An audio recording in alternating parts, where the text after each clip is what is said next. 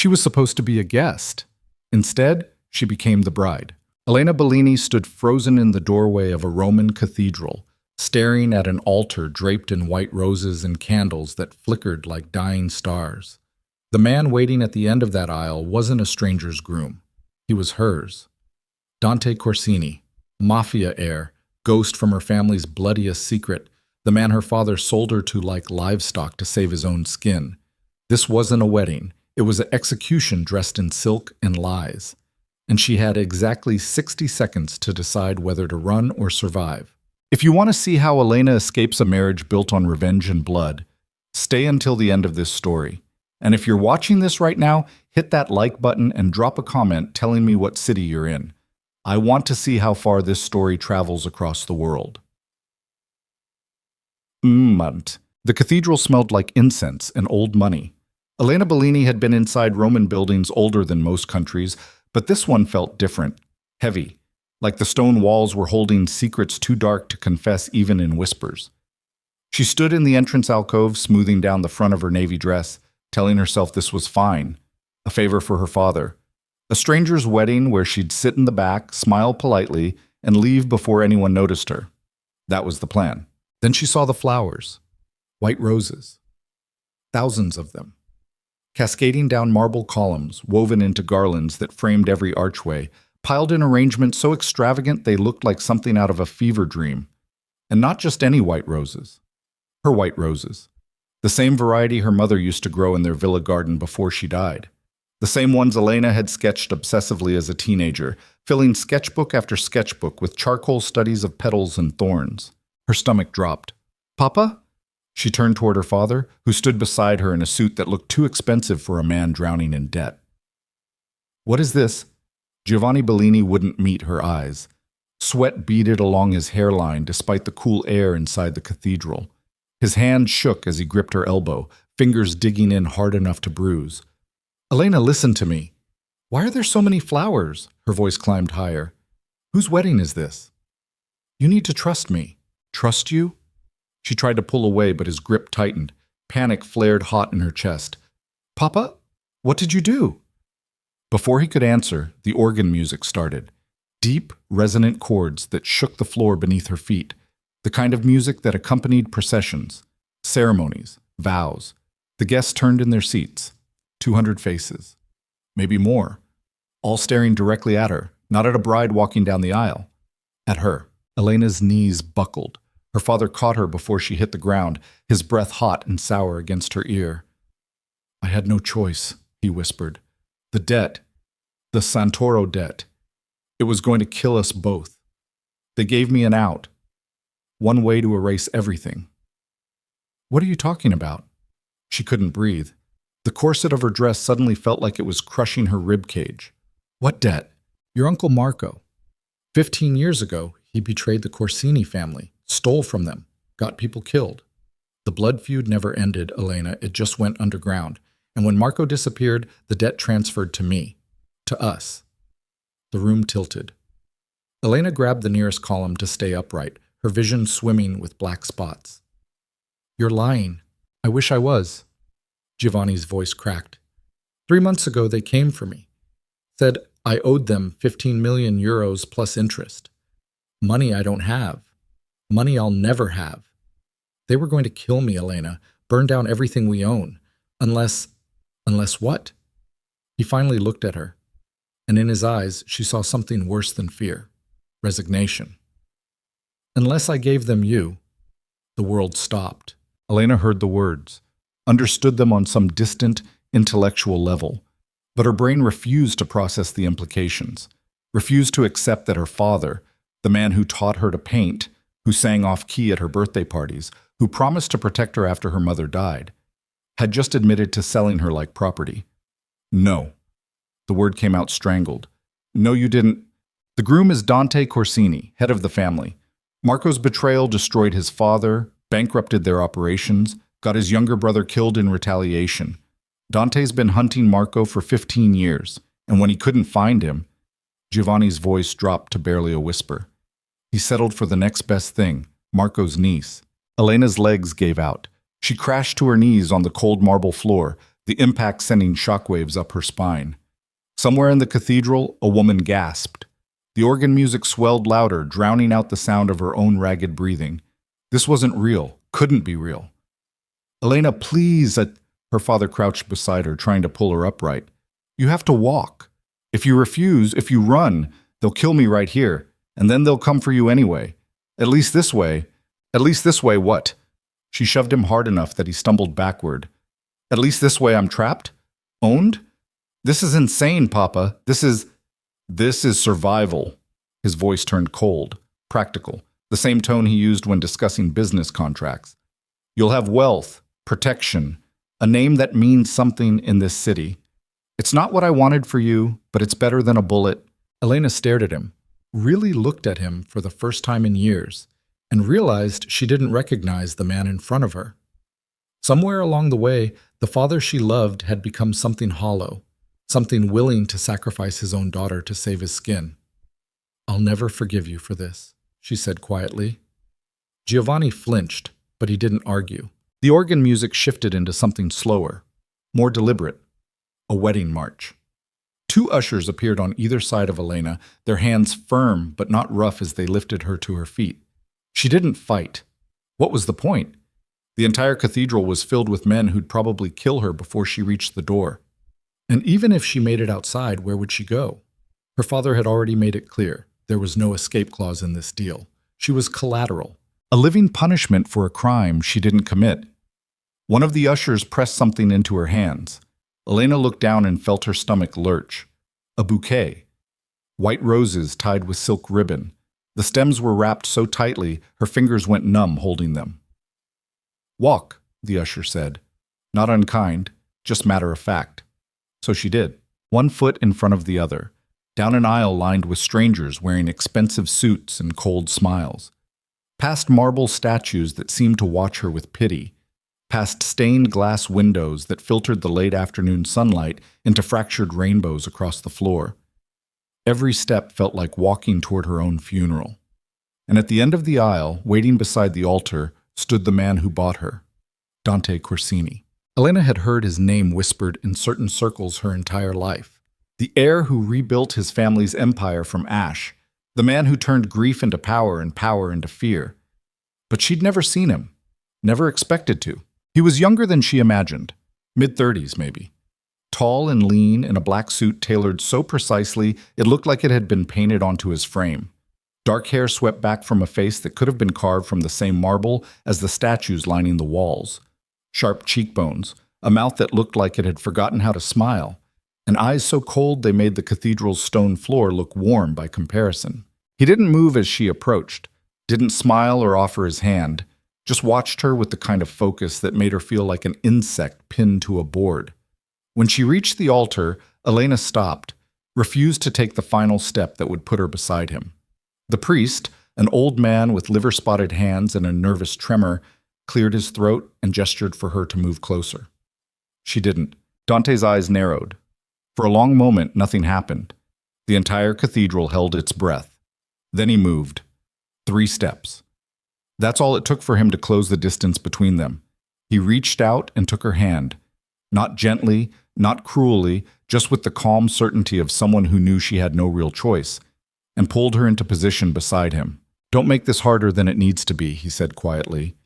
His voice was low, controlled, with an accent that wrapped around English words like silk over steel. "Go to hell," Elena whispered back. Something flickered in his expression. Not anger. Almost like amusement? But it vanished so quickly she might have imagined it. The priest began the ceremony. Latin phrases Elena recognized from her childhood but couldn't focus on. Her heartbeat was too loud in her ears. The bouquet trembled in her hands. Somewhere behind her she heard her father crying. The sound made her want to scream. "Do you, Elena Maria Bellini, take this man?" "No." The word came out before she could stop it. Sharp, defiant, loud enough that it echoed off the vaulted ceiling. Every person in the cathedral froze. The priest's face went pale. Her father made a strangled noise. And Dante's hand tightened around hers hard enough that her bones ground together. "Excuse me?" His voice stayed calm, but there was something lethal underneath it now. A warning. Elena lifted her chin and met his gaze directly. I said no. I don't take you. I don't want this. And I'm not going to stand here and pretend. You're going to stand here and say exactly what you're told to say. Dante leaned closer, his breath warm against her ear. Because if you don't, your father dies before he leaves this building, and then I'll drag you to the altar anyway and finish this ceremony over his corpse. Your choice. The threat was delivered so casually it took Elena a second to process it. When she did, ice flooded her veins. You're a monster, she breathed. Yes. No hesitation, no shame, just acknowledgement. Now answer the question. Elena's hand shook so badly the bouquet scattered petals across the floor. She wanted to fight, wanted to spit in his face and damn the consequences. But when she glanced back and saw her father's terrified expression, saw the two men in dark suits standing on either side of him with their hands resting on concealed weapons, she knew the truth. This wasn't a fight she could win. Not today. I do, she whispered. The words tasted like ash. Dante didn't smile, didn't gloat. He just nodded once, as if she'd confirmed something he already knew, and turned back to the priest. The rest of the ceremony blurred together, vows she didn't mean, rings she didn't want. A kiss that felt like a brand burning into her mouth. Brief, cold, possessive. When it was over, Dante kept his hand locked around her wrist as they walked back down the aisle together. Not holding hands like newlyweds, more like a captor leading a prisoner. The guests applauded, the organ music swelled into something triumphant, and Elena felt her old life die with every step. Outside the cathedral, a car was waiting. Black, sleek, expensive. The kind of vehicle that screamed money and danger in equal measure. Dante opened the door himself and gestured for her to get in. Where are we going? Elena's voice came out hoarse. Home. I want to see my father. No. You can't just... I can. Dante's patience was clearly running thin. Get in the car, Elena, or I'll put you in it myself. She believed him, so she climbed into the back seat, her wedding dress, a gown she only now realized had been tailored to fit her perfectly, ordered weeks or months before she even knew this nightmare was happening, bunching around her legs like a silk cage. Dante slid in beside her. The door closed with a heavy thunk that sounded disturbingly final. A moment later, the car pulled away from the cathedral, leaving behind the only world Elena had ever known. They drove in silence through Rome's winding streets, past the Colosseum lit gold by the setting sun, past fountains where tourists tossed coins and made wishes, past cafes where people laughed over wine and pasta, completely unaware that a woman's life had just been sold a few blocks away. Elena stared out the window and tried not to cry, tried not to think about what came next, tried not to acknowledge the fact that the man sitting beside her, close enough that she could feel the heat radiating off his body, now legally owned her. Why? The question escaped before she could stop it. Dante didn't pretend not to understand. Your uncle destroyed my family, stole millions, got my brother killed, and then he disappeared like a coward. I barely know Marco, haven't seen him since I was a kid. That's not my problem. Then what is? Elena turned to face him, anger finally burning through the shock. If you know I had nothing to do with his crimes, why punish me? What's the point of this? For the first time since the ceremony ended, Dante looked directly at her. Really looked. His eyes were darker than she'd realized, almost black in the car's dim interior, and there was something in them that made her breath catch. Not desire, not even hatred, but something colder, more calculated. The point, he said slowly, is that Marco loved three things in this world: money, power, and his brother's daughter. He used to carry your picture in his wallet, showed it to everyone, called you his little artist. Elena's blood ran cold. How do you know that? Because I've spent 15 years learning everything about the people who destroyed my life. And when I finally accepted that Marco had vanished so completely, even I couldn't find him, Dante's mouth curved into something that wasn't quite a smile. I realized there was still one way to hurt him, one person he'd crawl out of hiding to save. Me. You. The word hung in the air between them like a death sentence. You married me to use me as bait, Elena said flatly. I married you because you're collateral, leverage, a message, and yes, if Marco is still alive, if he still gives a damn about anyone other than himself, he'll hear about this wedding. He'll know exactly what it means. And when he comes for you, Dante leaned closer, his voice dropping to barely a whisper. I'll be waiting. Elena's chest tightened. And if he doesn't come? If he doesn't care? Then you'll spend the rest of your life paying his debt. Dante settled back into his seat, suddenly looking bored with the conversation. Either way, you belong to me now. The sooner you accept that, the easier this will be. I'll never accept it. We'll see. The car turned off the main road onto a private drive flanked by cypress trees. In the distance, Elena could see lights. A villa, massive and sprawling, perched on a hillside overlooking the city like a castle guarding its kingdom. As they got closer, she realized it wasn't just big, it was a compound. High walls topped with security cameras, armed guards at the gate. Enough wealth and power concentrated in one place to make her father's debts look like pocket change. This was Dante's world. And now, somehow, it was hers too. The car stopped in front of the main entrance. Dante got out first and offered his hand to help her. Elena ignored it and climbed out on her own, nearly tripping over her dress in the process. She caught herself on the car door, breathing hard, trying to orient herself. This way. Dante started toward the villa's entrance without waiting to see if she followed. Elena stayed put. What happens now? He paused mid-step and glanced back at her. Now you go inside, settle in. Try not to do anything stupid. I mean, long term. What do you want from me? Am I supposed to... She couldn't even say it. Couldn't voice the possibility that this forced marriage came with expectations beyond just existing as a trophy. Understanding flickered across Dante's face. When he spoke again, his voice had lost some of its edge. I don't want anything from you except your presence. You'll live here. You'll appear beside me when necessary. And you'll stay alive long enough to serve your purpose. That's it. So I'm just... what? A decoration? You're a reminder. He turned fully to face her now, and in the villa's exterior lighting, she could see the hard lines of exhaustion around his eyes. This wasn't a man who slept well. A reminder that debts get paid, that betrayals have consequences, that the Corsini family doesn't forget. I'm not a reminder. I'm a person. To me, Dante's expression went flat, empty. You're collateral, nothing more, nothing less. And the sooner you understand that, the sooner we can both stop pretending this is anything other than what it is. He walked into the villa without another word.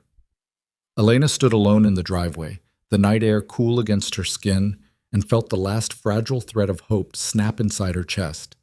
This wasn't a marriage. It wasn't even captivity. It was erasure. She was supposed to disappear into this gilded cage and become nothing but a symbol of someone else's sins. No identity. No agency.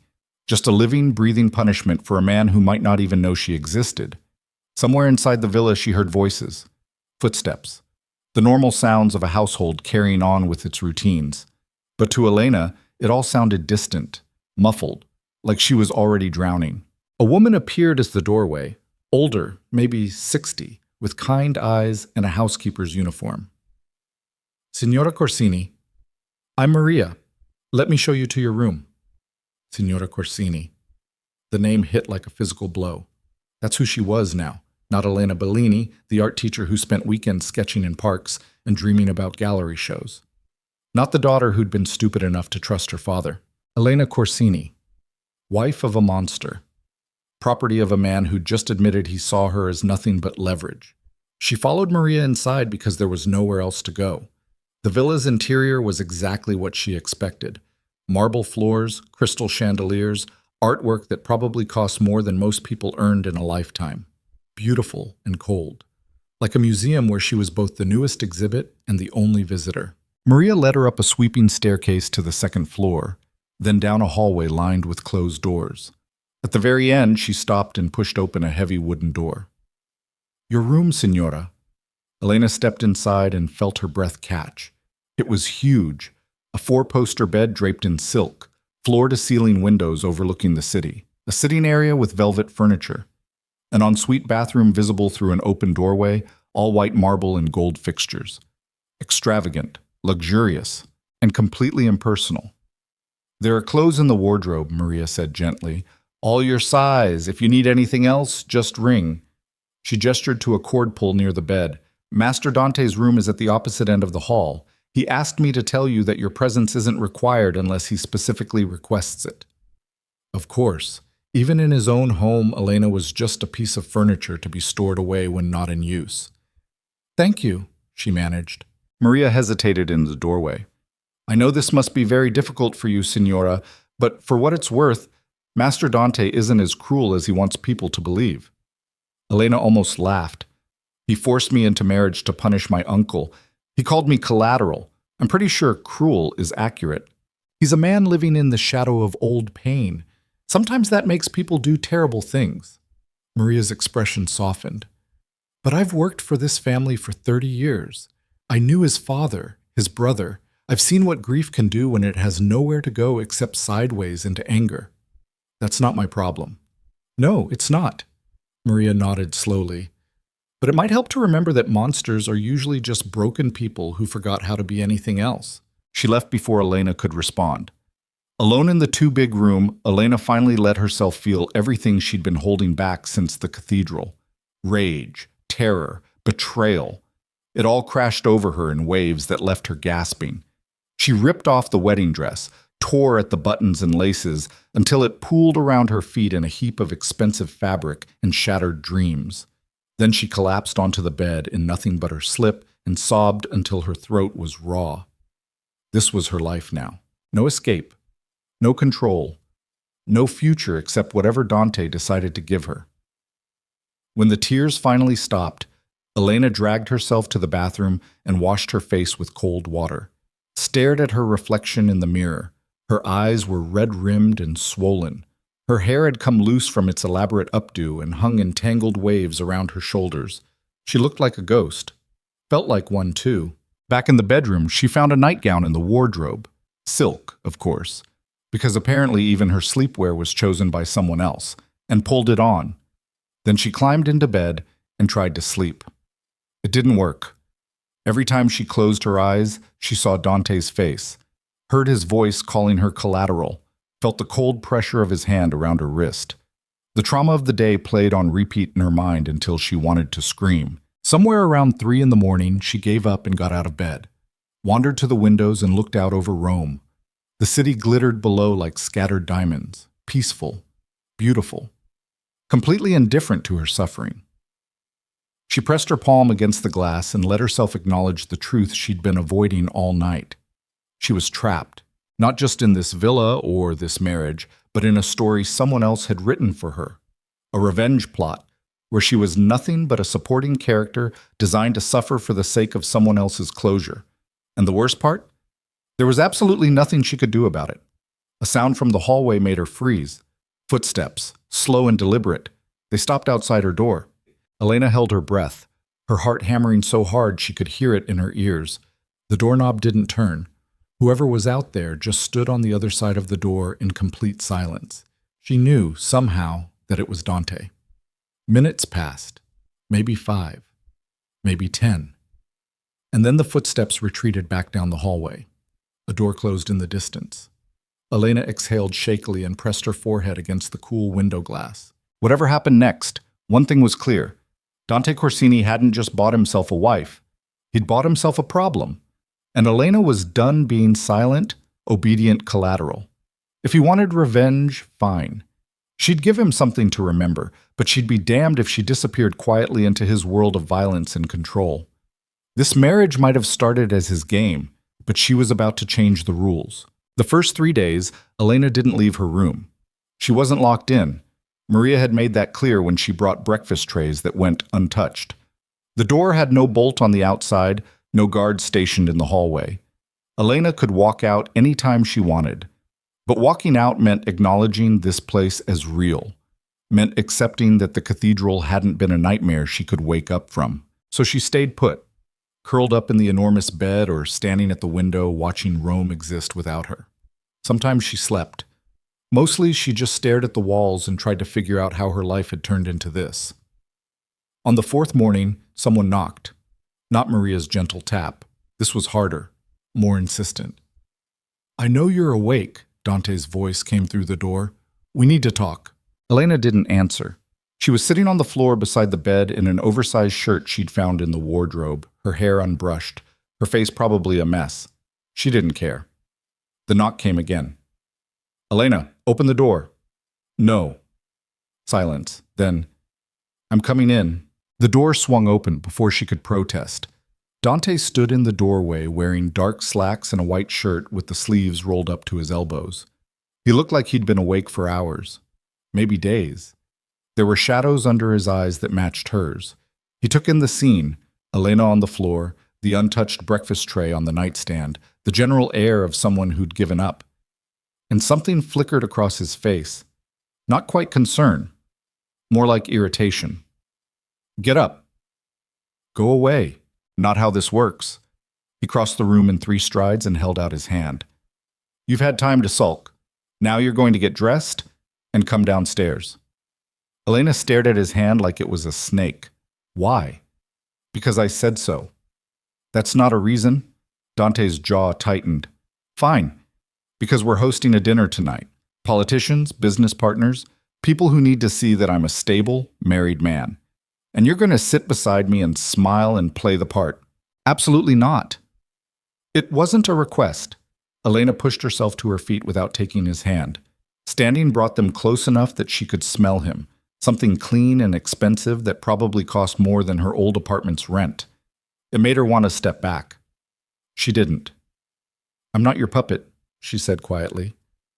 No. You're my wife, which means when I tell you to do something, you do it. Or what? The challenge came out sharper than she intended. You'll lock me in here? Beat me? Kill me? Go ahead. At least then I won't have to look at your face anymore. Something dangerous flashed in Dante's eyes. For a second, Elena thought she'd pushed too far, that he might actually hit her, but instead he took a deliberate step back and shoved his hands into his pockets, like he didn't trust himself not to reach for her. You think I want this? His voice stayed level, but there was an edge underneath it now, razor sharp. You think I enjoy having you here, walking around my house like a ghost, refusing to eat or speak or do anything except feel sorry for yourself? Yes, I think you love it. This whole thing is about making people suffer for what Marco did. Well, congratulations. I'm suffering. You win. I haven't even started yet. Dante moved closer again, backing her toward the wall. Not touching, just crowding her space until the air between them felt electric. You want to know what winning looks like? It looks like Marco seeing wedding photos in every newspaper in Italy, hearing from every contact he has left that his favorite niece married into the family he destroyed, realizing that he can't show his face anywhere in Europe without me finding him because you're the bait that'll draw him out. Elena's stomach churned. I told you, I barely know him. Doesn't matter. He knows you, and sentiment is weakness. He'll come. And if he doesn't? Then you stay here for the rest of your life, and I find another way to get what I want. Dante stepped back, his expression closing off again, becoming that same cold mask he'd worn at the cathedral. Either way, you're mine. So you can spend the next 50 years hiding in this room, or you can put on a dress and pretend to be a functioning human being for 3 hours. Your choice. He left before she could respond. Elena stood there shaking, from anger or fear or something else entirely, she couldn't tell anymore, and tried to catch her breath. Her reflection stared back at her from the full-length mirror across the room. She looked half dead, hollow, exactly like the collateral he'd called her. The thought made something inside her snap. She wasn't going to be this. Wasn't going to let him erase her into nothing just because her father had been a coward and her uncle a criminal. If Dante wanted a wife who'd sit quietly and play pretend, he'd married the wrong woman. Elena showered for the first time in days, washed her hair until it stopped feeling greasy and tangled, found the wardrobe full of clothes that fit her perfectly. Someone had taken her measurements without her knowledge, probably weeks before the wedding, and pulled out the most expensive-looking dress she could find. Black. Fitted. The kind of thing that screamed money and breeding. If she was going to be a trophy, she'd at least look the part. By the time Maria knocked to help her get ready, Elena was already standing in front of the mirror applying makeup she'd found in the bathroom. Dark lipstick, smoky eyes, war paint. Signora, Maria said softly, you look angry? Alive. The older woman smiled. That's better than you've looked in days. Elena didn't disagree. The dinner started at 8. By 7:30, Elena was downstairs in the villa's main dining room, watching servers set tables and arrange flower centerpieces. The room was obscenely beautiful. Vaulted ceilings, crystal chandeliers, walls lined with artwork that probably belonged in museums. Everything about it screamed power. Dante appeared at 7:50 wearing a black suit that made him look like he'd stepped out of a cologne ad. He stopped when he saw Elena, his gaze sweeping over her in a way that made her skin prickle. "You came," he said. "You didn't give me much choice. You always have choices. You just don't like the consequences." He moved to her side, close enough that anyone watching would think they were a real couple.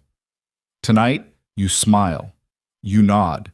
You don't speak unless spoken to, and you don't mention anything about how this marriage actually happened. Understood? What am I supposed to say when people ask how we met?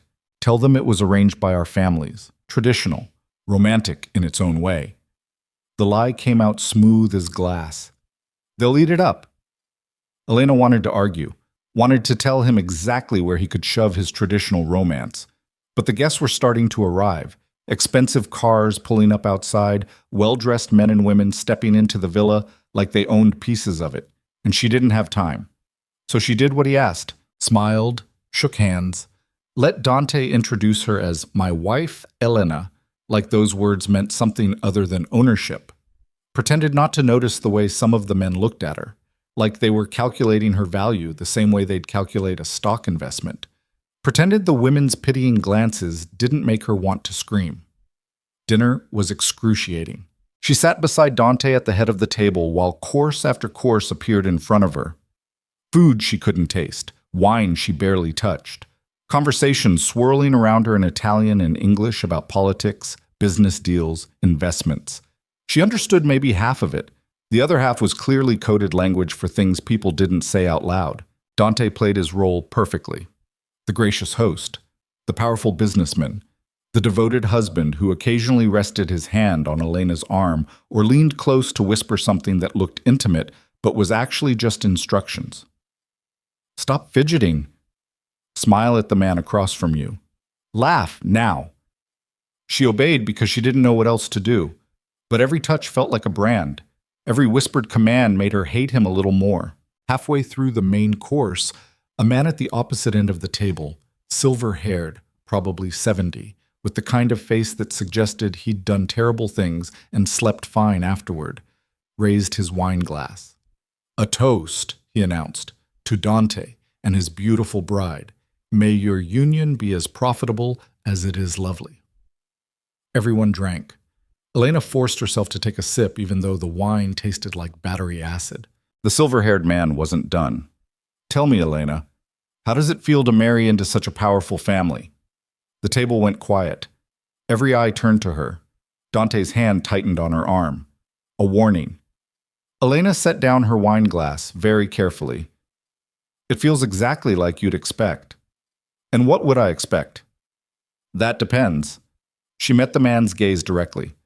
"Are you asking as someone who knows what it's like to have choices made for you, or as someone who usually does the choosing?" A few people laughed nervously. The silver-haired man's smile didn't reach his eyes. "Careful, Cara," he said softly. "Sharp tongues can get people hurt in this world." "Good thing I heal fast." The tension at the table ratcheted up another notch. Dante's fingers dug into her arm hard enough to bruise, but Elena didn't flinch. She was done being quiet, done pretending this was anything other than what it was. "Elena's still adjusting," Dante said smoothly, his voice carrying just enough warning to make it clear the subject was closed. "It's been a whirlwind few days." The silver-haired man nodded slowly. "Of course. Forgive me for prying," but his eyes stayed on Elena for the rest of the meal. Calculating, measuring, like he'd just learned something interesting and wasn't sure what to do with it yet. When dinner finally ended, the guests moved to the parlor for drinks and cigars. Elena tried to slip away, but Dante caught her wrist before she'd made it 3 steps. "What the hell was that?" His voice was low enough that no one else could hear, but the fury underneath it was obvious. "That was me refusing to be your silent trophy. You made me look weak." "Good." Elena pulled her arm free. "Maybe if people think you can't control your wife, they'll start wondering what else you can't control." Dante's eyes went dark, dangerous. "You have no idea what you're doing." "Neither do you. You wanted a wife. Congratulations. You got one with opinions and a backbone. Deal with it." She walked away before he could respond, made it to the staircase and halfway up before she heard footsteps behind her. Elena, stop. She didn't. Dante caught up to her on the landing, grabbing her elbow and spinning her around to face him. They were alone in the hallway, the noise from the party muffled behind closed doors. "You're playing a dangerous game," he said. "I'm not playing anything. This is survival." "No, survival is keeping your head down and your mouth shut. What you're doing is suicide." Elena laughed, sharp and bitter. "What are you going to do, Dante? Kill me? Then you lose your bait. Lock me up. People will notice. Hit me. Go ahead. At least then everyone downstairs will see exactly what kind of man you really are." For a long moment, they just stared at each other. Elena's heart was pounding so hard she could feel it in her throat. But she didn't back down. Couldn't. If she let him win this round, she'd never get another chance to fight back. Finally, Dante released her arm and stepped back. "You're right. I won't kill you. Won't lock you up. Won't lay a hand on you. Then what it... But understand something." His voice dropped to barely above a whisper, deadly calm. "There are 100 ways to break a person that have nothing to do with violence. And if you keep pushing me, you're going to find out exactly how creative I can be." He left her standing alone in the hallway. Elena's knees went weak. She grabbed the banister to keep from collapsing and forced herself to breathe. 1 breath, 2, 3, until the shaking stopped and she could think again. She'd won something tonight, proven she wouldn't just roll over and disappear, but the victory felt hollow because Dante was right about one thing. She had no idea what she was doing, no plan beyond refusing to be silent. And in this world, his world, that might not be enough. Back in her room, Elena peeled off the dress and climbed into bed, fully expecting nightmares. But when she finally fell asleep sometime after 2 in the morning, her dreams were different. She was in the cathedral again, walking down the aisle. But this time when she reached the altar, Dante wasn't cold and controlled. He was bleeding, a wound in his chest that poured red across white marble. And when she tried to help him, he pushed her away. "This is what you wanted," he said, "to hurt me. Congratulations." She woke up gasping. The next morning, Maria brought breakfast and news. "Master Dante left early," she said, setting the tray on the nightstand. "Business in the city. He said you're free to explore the villa and grounds. Just don't leave the property." "So I'm a prisoner." "You're protected." Maria's expression softened. "There are people who'd hurt you just to hurt him, Signora. The gates aren't to keep you in. They're to keep everyone else out." After she left, Elena forced herself to eat. Toast, coffee, enough to stop her stomach from cramping. Then she got dressed, jeans and a sweater, the most normal clothes she'd found in the wardrobe, and decided to take Maria's advice. The villa was even bigger than she'd realized. 3 floors, dozens of rooms, libraries, offices, sitting rooms, a home gym, an indoor pool. Most of it was empty. Waiting. Like a museum after hours. She found herself drawn to the 3rd floor. The hallway up there was narrower, less polished, more like actual living quarters than showpieces. At the very end, a door stood slightly ajar. Elena knew she shouldn't look, knew it was probably Dante's private space, but curiosity won. She pushed the door open and stepped inside. It was an office, massive desk, floor-to-ceiling bookshelves, windows overlooking the grounds. But what caught her attention was the wall opposite the desk. Photographs, dozens of them, pinned to a massive corkboard like evidence in a crime investigation. She moved closer and felt her breath catch. Some of the photos were old, faded, a family portrait showing a younger Dante with people who had to be his parents and brother. Everyone smiling, happy. Then more recent ones, crime scene photos, newspaper clippings, images of burned-out buildings and bodies covered with sheets. And in the center of it all, one photo larger than the rest. Marco Santoro, her uncle. Elena had only seen him a handful of times as a child, remembered him as loud and charismatic, the kind of man who filled every room he entered. In this photo, he was older, grayer, but still recognizable. Someone had drawn a red X over his face. "You shouldn't be in here." Elena spun around. Dante stood in the doorway, his expression unreadable. "I was just snooping." He crossed to the desk and set down a briefcase she hadn't noticed he was carrying. "Looking for answers, maybe, or ammunition." "I got lost." You're a terrible liar. Dante glanced at the wall of photos, then back at her. But since you're here, you might as well understand what you're part of. He walked to the board and pointed at the family portrait. My father, Antonio Corsini, built this empire from nothing. Legitimate businesses mostly. Construction, real estate. Some gray areas, but nothing that'd get you killed. His finger moved to a younger boy in the photo. My brother, Luca. 15 when he died. Marco's people burned down one of our warehouses in retaliation for something my father supposedly did. Luca was inside. Elena's throat tightened. I'm sorry. Don't be. You didn't kill him. Dante's voice stayed flat, emotionless. Marco did, and your father helped him hide the evidence. What? Giovanni Bellini worked accounting for the Santoro family back then. He knew where the money went, helped move it, and when everything fell apart, he got immunity by claiming ignorance. Dante finally looked at her. Your father isn't just a coward, Elena. He's complicit. The room tilted. Elena grabbed the edge of the desk to steady herself. You're lying. Check the police reports. They're public record. Giovanni testified against the Santoros to save himself. Got a reduced sentence. Walked away clean while my family buried a 15-year-old. Then why? She couldn't finish the question. Couldn't process what he was saying. Why marry you instead of killing him? Dante smiled, but there was no warmth in it. Because death is quick. This is slow. Giovanni gets to live knowing he sold his daughter to save his own skin. Marco gets to watch from whatever hole he's hiding in. And you, he paused. You get to be the living reminder that their sins have consequences. Elena felt like she was going to be sick. Everything she thought she knew about her father, about her family, was crumbling. If what Dante said was true, I need to see those reports, she whispered. Why? So you can confirm what you already know deep down? Dante moved closer, his eyes searching her face. You're not stupid, Elena. You've always known your father was weak, that he'd do anything to survive. This just proves it. Stop. He traded you like livestock. I said stop! The words came out as a scream. Elena's hands were shaking so badly she had to clench them into fists. You don't get to tell me who my father is. You don't get to... To what? Tell you the truth? Someone has to. The truth is, you're using me to feel better about yourself. Elena's voice cracked. You lost people. That's horrible. But destroying my life won't bring them back. It just makes you as bad as the people who destroyed yours. Dante went very still. You don't know anything about me. I know you're empty.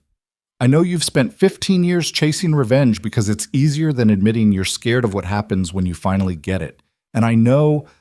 She stopped, took a breath.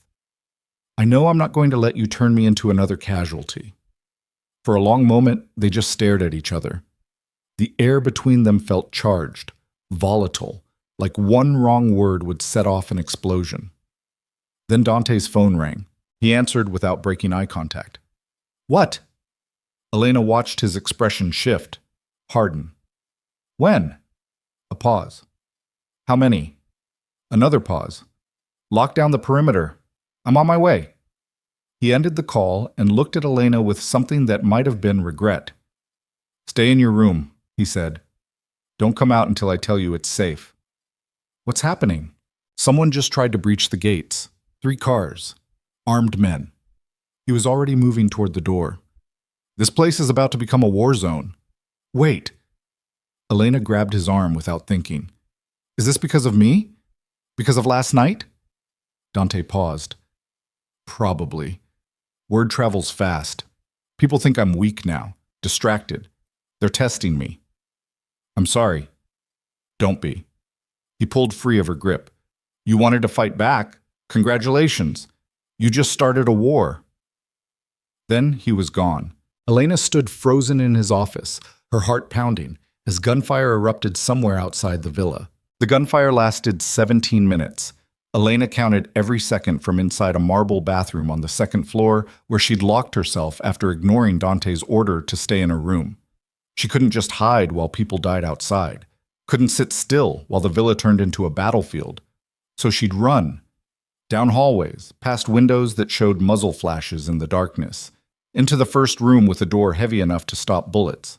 Now she crouched in a bathtub with her hands pressed over her ears, listening to automatic weapons tear the night apart.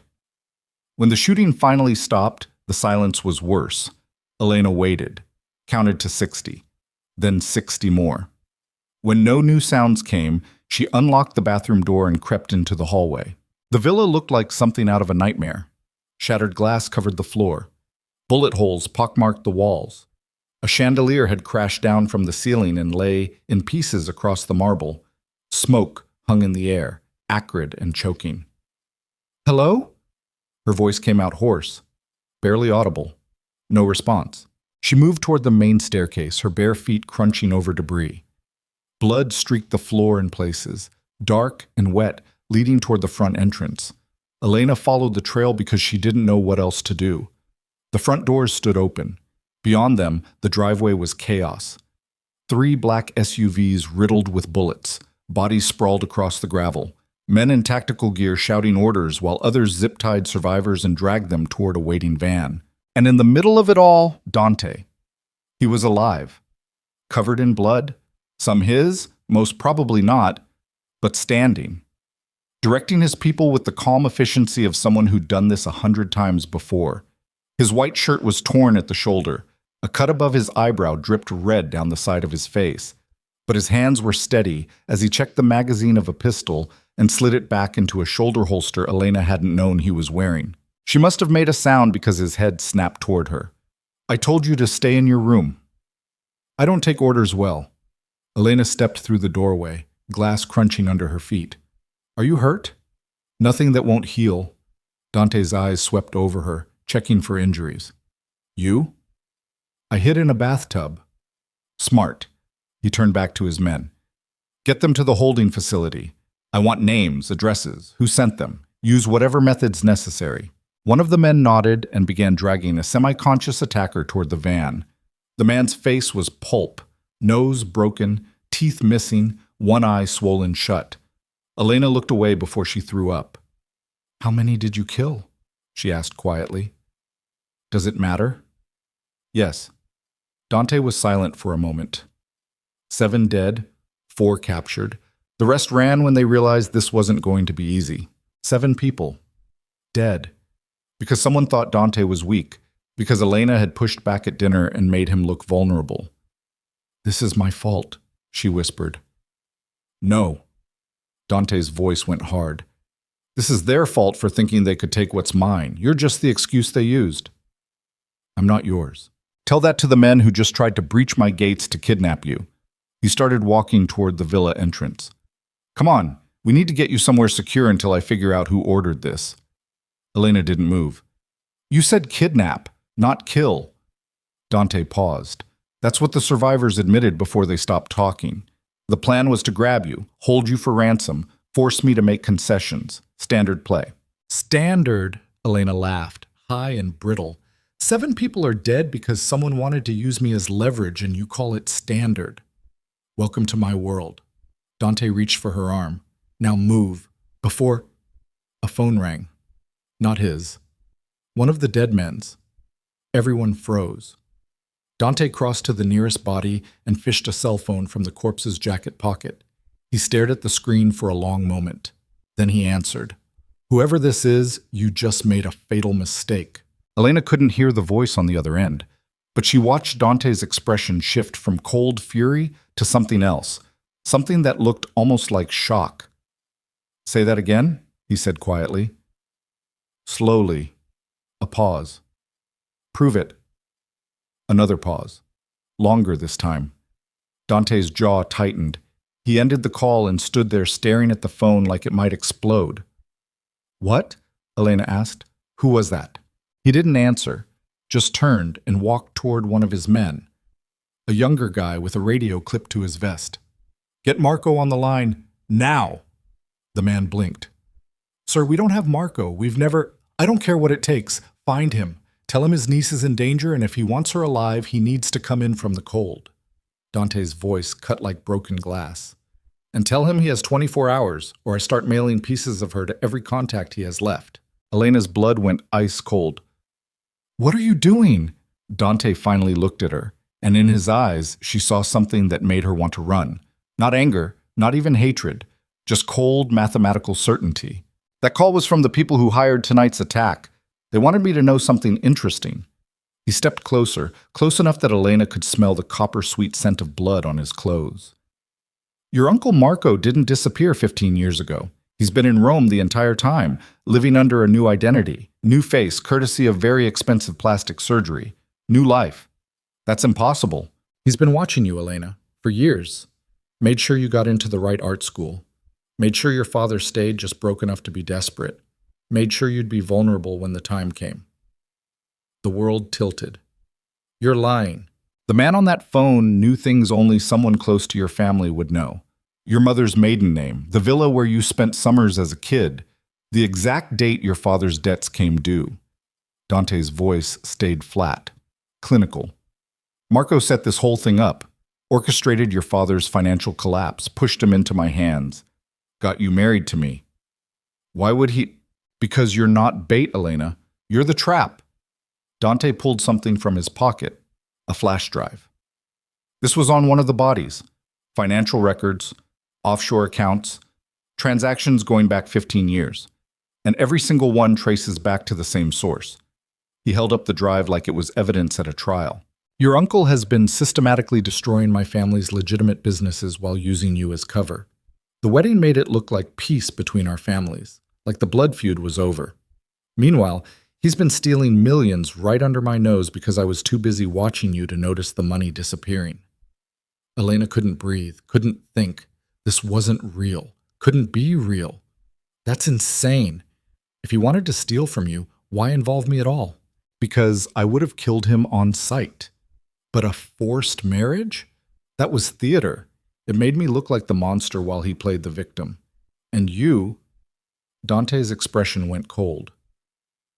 You were the perfect distraction. Beautiful. Innocent. Exactly the kind of collateral damage that'd make me look like a tyrant if anything happened to you. I didn't know. Elena's voice cracked. I swear I didn't... Doesn't matter. Dante turned away from her. What matters is Marco's going to come for you now. Because if he doesn't, I'll make sure everyone knows he sacrificed his own blood to save himself. And that kind of reputation? In this world? It's a death sentence. He started barking orders to his men. Increased security. Background checks on every staff member, a full audit of all financial systems. Elena stood in the middle of the carnage and felt her mind fracture. Everything she thought she understood was a lie. Her father hadn't just been weak, he'd been manipulated, used, and she'd been the weapon her uncle wielded against the very man she was now tied to. I want to see the records, she said. Dante stopped mid-sentence and looked at her. What? The flash drive. I want to see proof. Why? So you can confirm what you already know? So I can understand what I'm part of. Elena's hands balled into fists. You said I'm a trap. Fine, show me how it works. For a moment she thought he'd refuse. Then he gestured toward the villa entrance. Inside, now, before someone takes another shot at you. They ended up back in his office on the 3rd floor. Dante pulled out a laptop and plugged in the flash drive while Elena stood by the windows watching Rome sparkle in the distance. Beautiful and indifferent as always. Here. Dante turned the screen toward her. Bank statements, wire transfers, company dissolutions, all of it. Elena forced herself to look. The documents were dense, pages of numbers and account codes that meant nothing to her untrained eyes. But Dante walked her through it, transaction by transaction, showing her how money had been siphoned from Corsini construction projects into shell companies, how those companies funneled cash into offshore accounts, how the accounts all traced back to a single individual using the name Stefano Ricci. That's Marco? She asked. That's his new identity. The surgery changed his face, but not his patterns. He still moves money the same way, still uses the same intermediaries. Dante pulled up a photo. Surveillance footage of a man in his 60s getting into a car. Facial recognition is useless, but financial forensics don't lie. The man in the photo looked nothing like Elena's uncle, but the way he moved, confident, almost arrogant, sent a chill down her spine. How long have you known? She whispered. I started suspecting 3 weeks ago when an audit showed irregularities. Confirmed it tonight when that phone call came through. Dante closed the laptop. Marco wanted me to know, wanted me to understand I'd been played, because that's how he operates. It's not enough to win. He has to humiliate you first. Elena's stomach churned. What happens now? Now we wait. Marco will come for you because his entire plan hinges on you staying alive and close to me. If I kill you, his leverage disappears. If you disappear, the wedding was pointless, and he loses credibility. Dante leaned back in his chair, studying her. You're the keystone. Remove you, and everything collapses. So kill me. The words came out before she could stop them. Dante went very still. What? You heard me? If I'm the keystone, kill me. End this. Stop letting him use me as a weapon against you. Elena's voice stayed steady even as her hand shook. I'd rather die than be someone's pawn. You don't mean that. I do. She met his gaze directly. I've been a victim my entire life. My mother died when I was 12. My father controlled every aspect of my future.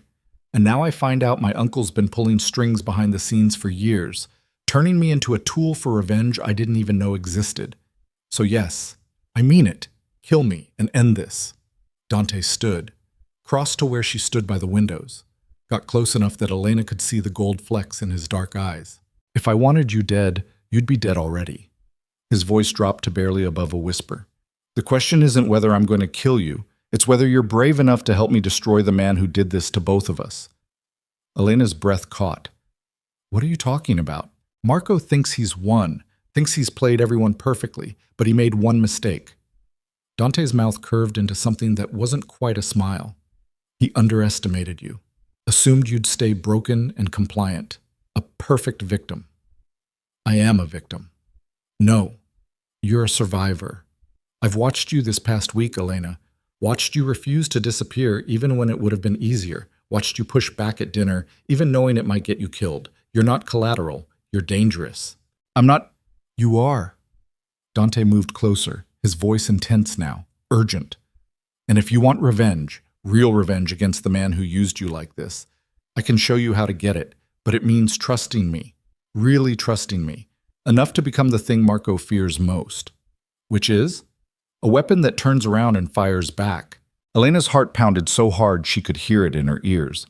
Everything in her screamed to run, to refuse, to keep being the victim because at least that was familiar. But something else, something sharp and furious that had been building since the cathedral, whispered different advice. Make him bleed. What do you need me to do? She asked quietly. Dante's expression shifted. For the first time since she'd met him, he looked at her like she was a person instead of property.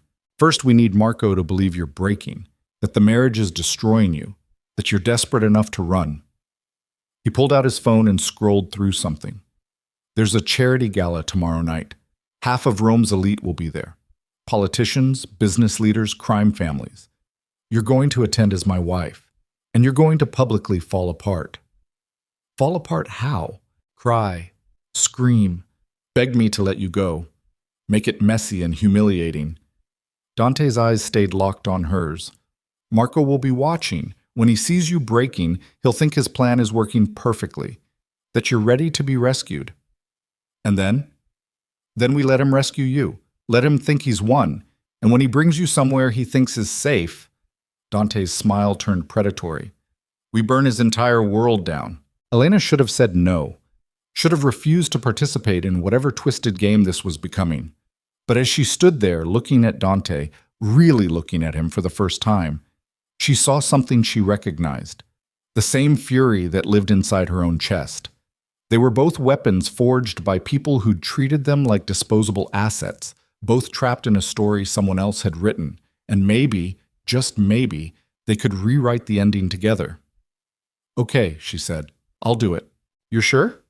No, but I'm tired of being afraid. Dante studied her for a long moment. Then he held out his hand. Partners?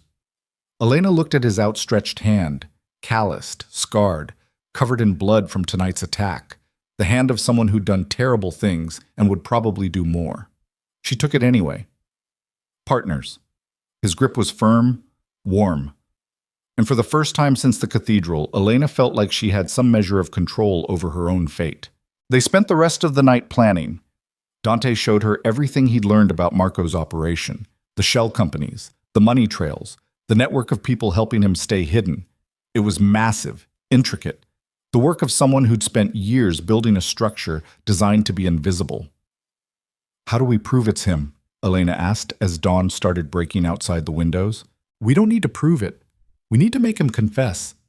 Dante pulled up another file. Surveillance footage from various locations around Rome.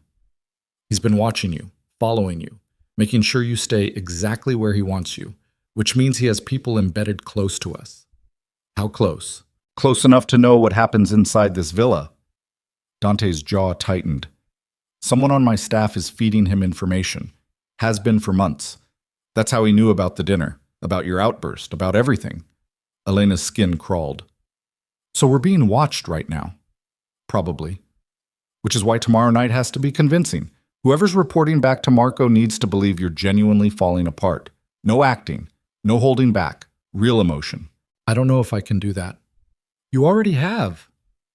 Dante closed the laptop and looked at her. "In the cathedral.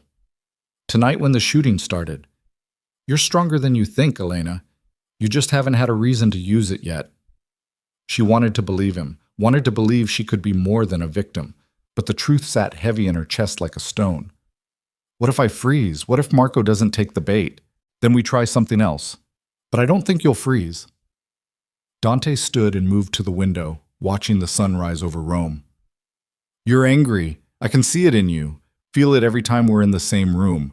That anger is a weapon. Tomorrow night, you're going to use it." Elena joined him at the window, stood close enough that their shoulders almost touched. "And after?" she asked. "After we destroy Marco, what happens to us?" Dante was quiet for a long time. When he finally spoke, his voice was different, softer, almost human. "I don't know. This marriage was supposed to be temporary. A tool, but now—" He trailed off. "Now it's complicated. Because I'm not what you expected. Because neither of us are." He turned to look at her. "I thought you'd be weak, pliable, easy to control. You're none of those things." Is that a compliment? It's a complication. But there was something in his eyes that suggested it might be more than that. Something Elena didn't have a name for yet. They stood there as the sun climbed higher. Two people who should have been enemies finding common ground in mutual destruction. Finally, Dante stepped back. "You should get some sleep. Tomorrow's going to be exhausting." Elena nodded, started toward the door, then paused. "Dante?" "Yes? If this goes wrong, if Marco wins, promise me you'll kill me before he gets his hands on me. I don't want to be used anymore." His expression went dark. Dangerous. "It won't come to that. Promise me anyway." For a long moment, he just stared at her. Then, "I promise. But you have to promise me something too." "What?" "That you'll fight.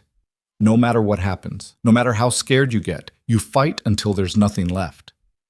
Elena's throat tightened. "I will."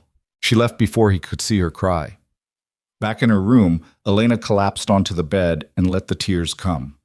Not because she was scared, though she was. Not because she was trapped, though she was. But because for the first time in her life, someone had asked her to fight instead of submit. And she had no idea if she was strong enough to do it. The next evening arrived too fast.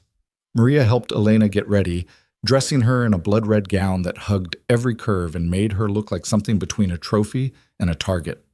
Her makeup was perfect, hair swept up in an elegant knot, jewelry that probably cost more than her father's debts. She looked like Dante Corsini's wife, felt like a bomb waiting to explode.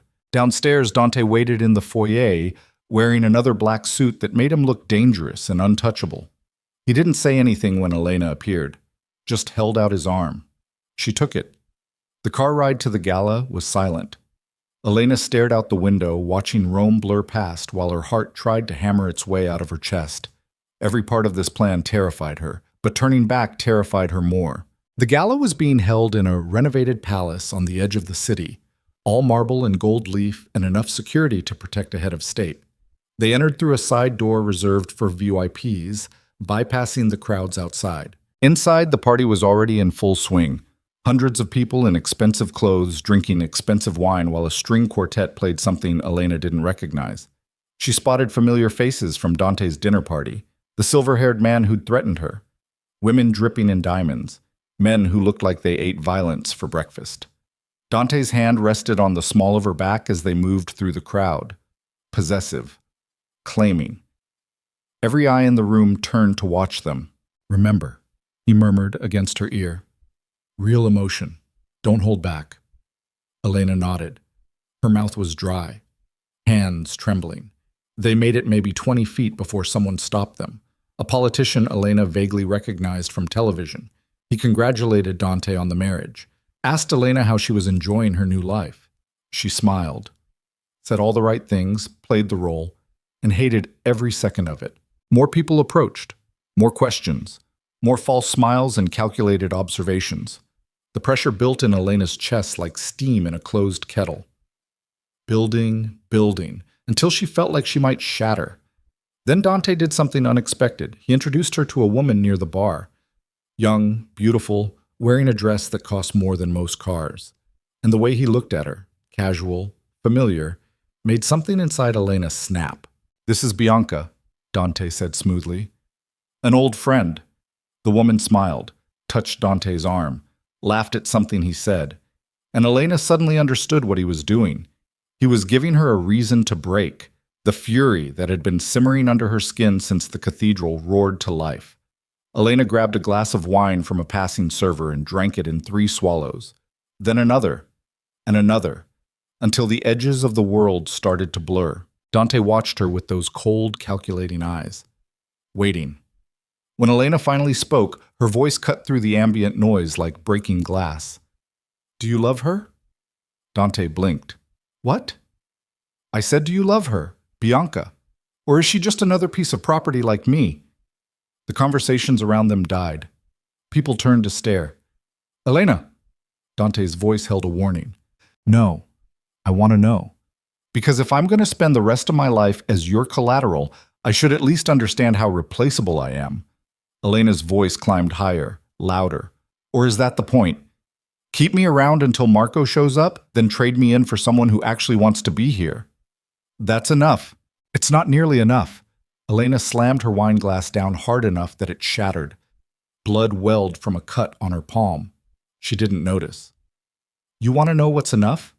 Being sold by my father, married to a stranger, trapped in a villa while people try to kill me. That's enough. This?" She gestured wildly at the party, at Dante, at everything. "This is a nightmare I can't wake up from." Dante's expression went dark. He reached for her. "Elena, calm down. Don't touch me." She stumbled backward, her voice breaking into something raw, something real. "Don't you dare touch me. I'm not yours. I'm not anyone's. And I'm done pretending this is anything except what it is." Tears streamed down her face. Not fake ones, real ones. Because somewhere in the performance, Elena had stopped acting.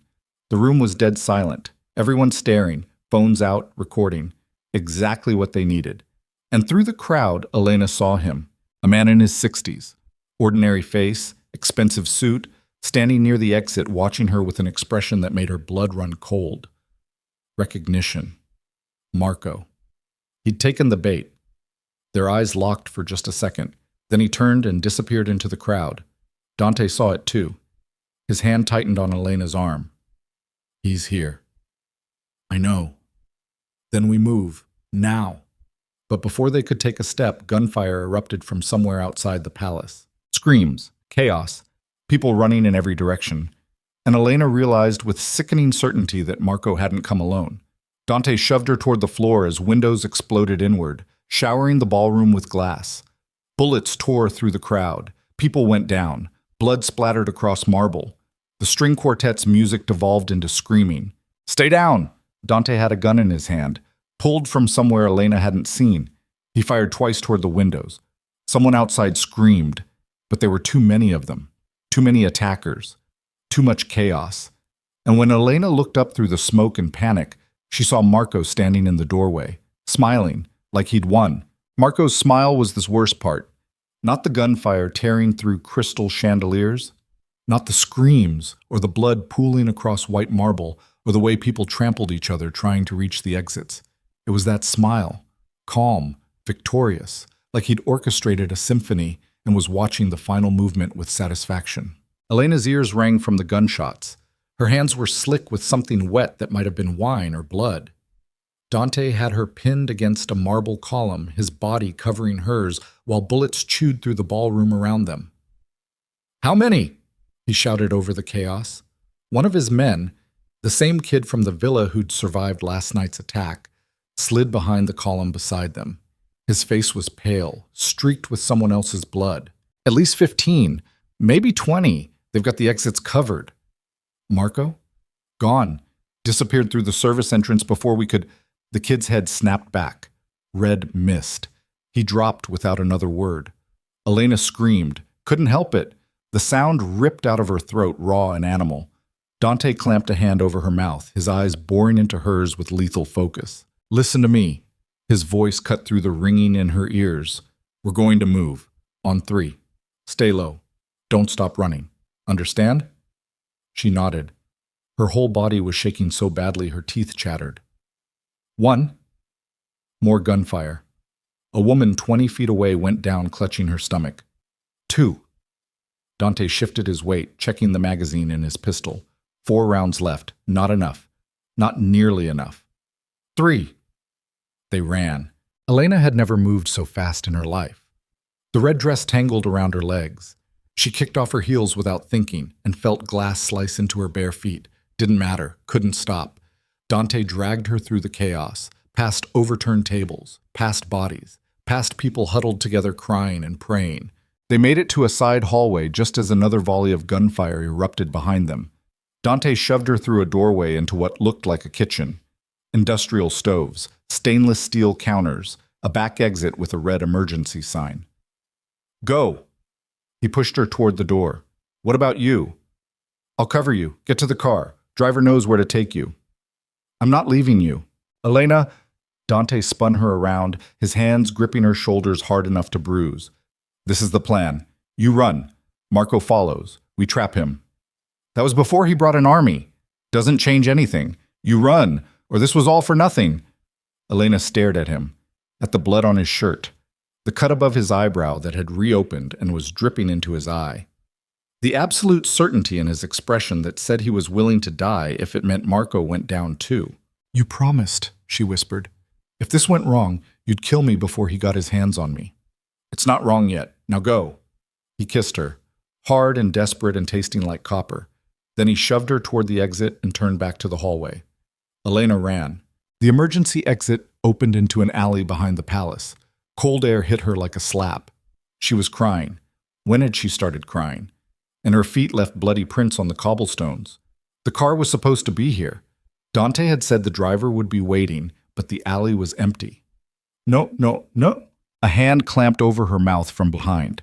Elena tried to scream, to fight, but whoever grabbed her was stronger. They dragged her backward into the shadows while she kicked and clawed and felt her vision start to tunnel. "Shh. Stop fighting." The voice was familiar, old, with an accent that pulled at memories Elena had buried years ago. The hand came away from her mouth. Elena spun around and came face to face with the man from the gala, the one who'd been watching her, Marco. He looked nothing like she remembered. Plastic surgery had carved away the uncle who'd lifted her onto his shoulders at family gatherings and replaced him with a stranger. But his eyes were the same, sharp, calculating, cold. "Hello, Piccola." His smile was gentle, almost fond. "It's been a long time." Elena's voice came out strangled. "You did this. All of this. I saved you from your father's stupidity, from Dante's revenge, from a life of being nothing but collateral." Marco stepped closer, his hands raised like he was approaching a spooked animal. "I know you don't understand yet, but you will. Everything I did was to protect you. You used me as bait." "I used you as a key. There's a difference." He reached for her face. Elena jerked back so hard she hit the wall. "You were never supposed to get hurt, Elena. The marriage was temporary. A way to get close to Dante's operations, learn his weaknesses. Then I'd extract you and we'd disappear together, start over somewhere he'd never find us." You're insane. I'm practical. Marco's expression hardened. Your father was going to get you killed with his gambling debts. The people he owed don't forgive, don't negotiate. I stepped in, arranged the marriage, made sure you'd be protected in Dante's house while I dismantled his empire from the inside. Elena's mind reeled. The attack at the villa. Tonight. That was you too. Tonight was improvisation. You weren't supposed to fall apart so publicly. Weren't supposed to draw that much attention. He glanced back toward the palace where gunfire still echoed. But it works. Dante's distracted, his people scattered, and you're here with me. So we go. Now. Before he realizes, I'm not going anywhere with you. Marco's smile faded. Elena, don't be foolish. Dante doesn't care about you. You're a tool to him, nothing more. And what am I to you? Another pawn? Your family. The only family I have left. His voice softened. Your mother was my sister. When she died, I promised I'd look after you, protect you, and I have. Every step. Even when it meant doing terrible things. You got people killed. Dante's brother was 15 years ago and not my fault. Marco's voice went sharp, defensive. That warehouse fire was supposed to be empty. I checked 3 times. Someone else put that kid in there to frame me, to start a war. I've spent 15 years running from consequences that weren't mine. So you made them mine instead. I made you safe. Marco grabbed her arm. Not rough, almost pleading. Do you have any idea what Dante would have done to you if I hadn't intervened? He wanted revenge, Elena. Blood for blood. You were supposed to suffer. I turned that into an opportunity, gave you wealth, status, a position nobody could touch. And when the time was right, I'd have pulled you out before he ever hurt you. Elena's head spun. Nothing made sense.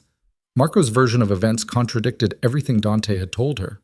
One of them was lying, maybe both. The flash drive, she said. The financial records. Dante showed me proof you've been stealing from him. He showed you what I wanted him to see. Breadcrumbs. A trail designed to make him think he was figuring it out while missing the real operation. Marco's eyes gleamed. The money I moved was already mine. Profits from legitimate businesses Dante stole when he rebuilt his empire. I've spent 15 years getting back what he took, every euro, with interest. That's the truth, which Dante will never admit because it destroys his narrative. Marco pulled her toward the end of the alley where a black sedan was waiting. We don't have time for this. My people can only hold them off for so long. We need to go. Please, Elena, trust me. She wanted to fight, wanted to scream for Dante, but Marco's grip was firm and her body was shutting down from shock and exhaustion. The adrenaline that had carried her through the ballroom was crashing hard. They were almost to the car when Dante appeared at the other end of the alley. He was alone, covered in blood, limping. But his gun was raised and aimed directly at Marco's head. Let her go. Marco froze. His hand tightened on Elena's arm. You're not going to shoot with her this close. Try me. For a long moment, nobody moved. Elena could feel Marco's pulse through his grip on her arm. Fast, panicked. The calm facade was cracking. This doesn't have to end badly, Marco said. You can have your revenge. I'll confess to everything. Public testimony, names, dates, bank records. But Elena walks away. Clean. No involvement. She's already involved. You made sure of that when you turned her into bait. I turned her into a survivor. Marco's voice rose. Desperate. You want to know the truth, Dante? Elena's father didn't just work for me 15 years ago. He helped me steal from you, cook the books, move the money. He knew exactly what he was doing. And when it all fell apart, he made a deal, testified against me to save himself. But the debt never disappeared. It transferred. To her. Elena's knees buckled. Marco held her upright. You're lying, Dante said flatly. I'm not. Giovanni Bellini sold his daughter twice, once to save his own skin 15 years ago by throwing me under, and again 3 months ago when he handed her to you to clear his debts. The only difference is I actually care about her. By using her as a weapon? By giving her a choice. Marco pulled Elena closer. She can stay with you and be collateral forever, or she can leave with me and have a real life. Freedom, money, protection, everything her father stole from her when he chose himself over family. Dante's gun didn't waver, but something flickered in his expression, doubt.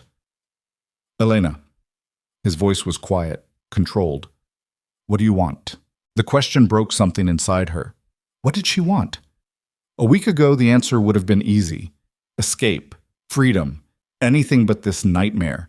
But now she'd seen Dante protect her, fight for her, ask her to be a partner instead of property. He was a monster, a killer, someone who'd forced her into marriage as revenge. But Marco had orchestrated the whole thing, manipulated her father, used her without consent, claimed it was protection while treating her like a chess piece. They were both liars, both users, both dangerous. But only one of them had asked what she wanted. I want the truth, Elena said. Her voice came out stronger than she expected. All of it, from both of you.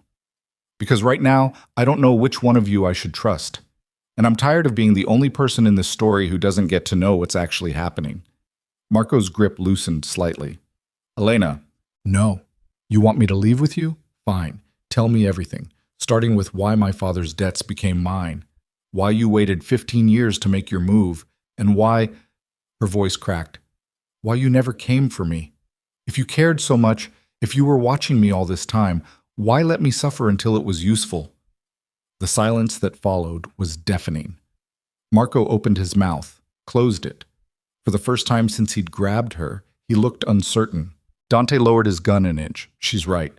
If this was about protecting her, you had 100 opportunities before now, before the marriage, before her father's debts came due. You could have extracted her any time. Instead, you waited. Why? Because... Marco stopped. His face twisted into something ugly. Because it had to be this way. The marriage was the only leverage strong enough to... He didn't finish. The realization hit Elena like a physical blow. I was never the goal, she whispered. I was the excuse. Marco's silence confirmed it. You needed me married to Dante to access something inside his organization, something only a wife would have clearance to. Elena's mind raced. The villa. You needed me inside the villa. Dante's expression went cold. Dead. The vault. What vault? Elena asked. My father's vault, in the villa basement, contains records, evidence, blackmail material on every major player in Rome going back 30 years. Dante's voice stayed level, but Elena could hear the rage underneath. It's biometric locked, requires family DNA to open, a Corsini, by blood or marriage. Marco's jaw clenched. You son of a bitch. Dante took a step forward. This whole thing, the financial theft, the attacks, the wedding, was just to get her inside the villa long enough to access my father's vault. You were never planning to save her. You were going to use her to open it, grab what you needed, and disappear. It wasn't like that. Then what was it like? Elena's voice shook. Tell me how using me to commit corporate espionage is protecting me. Marco's mask finally cracked. The gentle uncle vanished. What replaced it was something harder, colder. A man who'd survived 15 years on the run by learning to be ruthless. It was protecting both of us, he said flatly. The vault contains proof that Dante's father ordered the hit on the warehouse, proof that Luca's death wasn't my fault. With that evidence, I could have cleared my name, ended the blood feud, gotten you out from under Dante's control, and given us both a future. By violating her autonomy, Dante said, by treating her like a tool. How is that different from what I did? Because I wasn't going to keep her. Marco's composure shattered. You married her to punish me, to use her as bait and collateral and a living reminder of my sins. I was going to set her free. After you got what you wanted. Yes! After I fixed the mess her father created, Marco was shouting now. Giovanni didn't just testify against me. He falsified evidence. Made it look like I ordered Luca's death when it was Antonio who set the whole thing up. Your father, Dante, the man you've spent 15 years idolizing, he got his own son killed to frame me and start a war that'd eliminate the Santoro family completely. Dante went very still. You're lying. The proof is in the vault. Video surveillance, financial transfers, testimony from the men Antonio hired. All of it. Marco's voice turned desperate. That's why I needed Elena, not to hurt her, to save both of us from the real monster in this story. Elena felt like she was drowning. Every revelation made things worse. Layers of lies and manipulation and revenge stacked so deep she couldn't find solid ground anymore. "I don't believe you," Dante said quietly. "Then open the vault and see for yourself." "But you won't. Because deep down, you already know." Marco's eyes gleamed with something like triumph. "Why do you think Antonio's murder was never solved? Why the investigation went cold? Because he was killed by the same people he hired to burn the warehouse.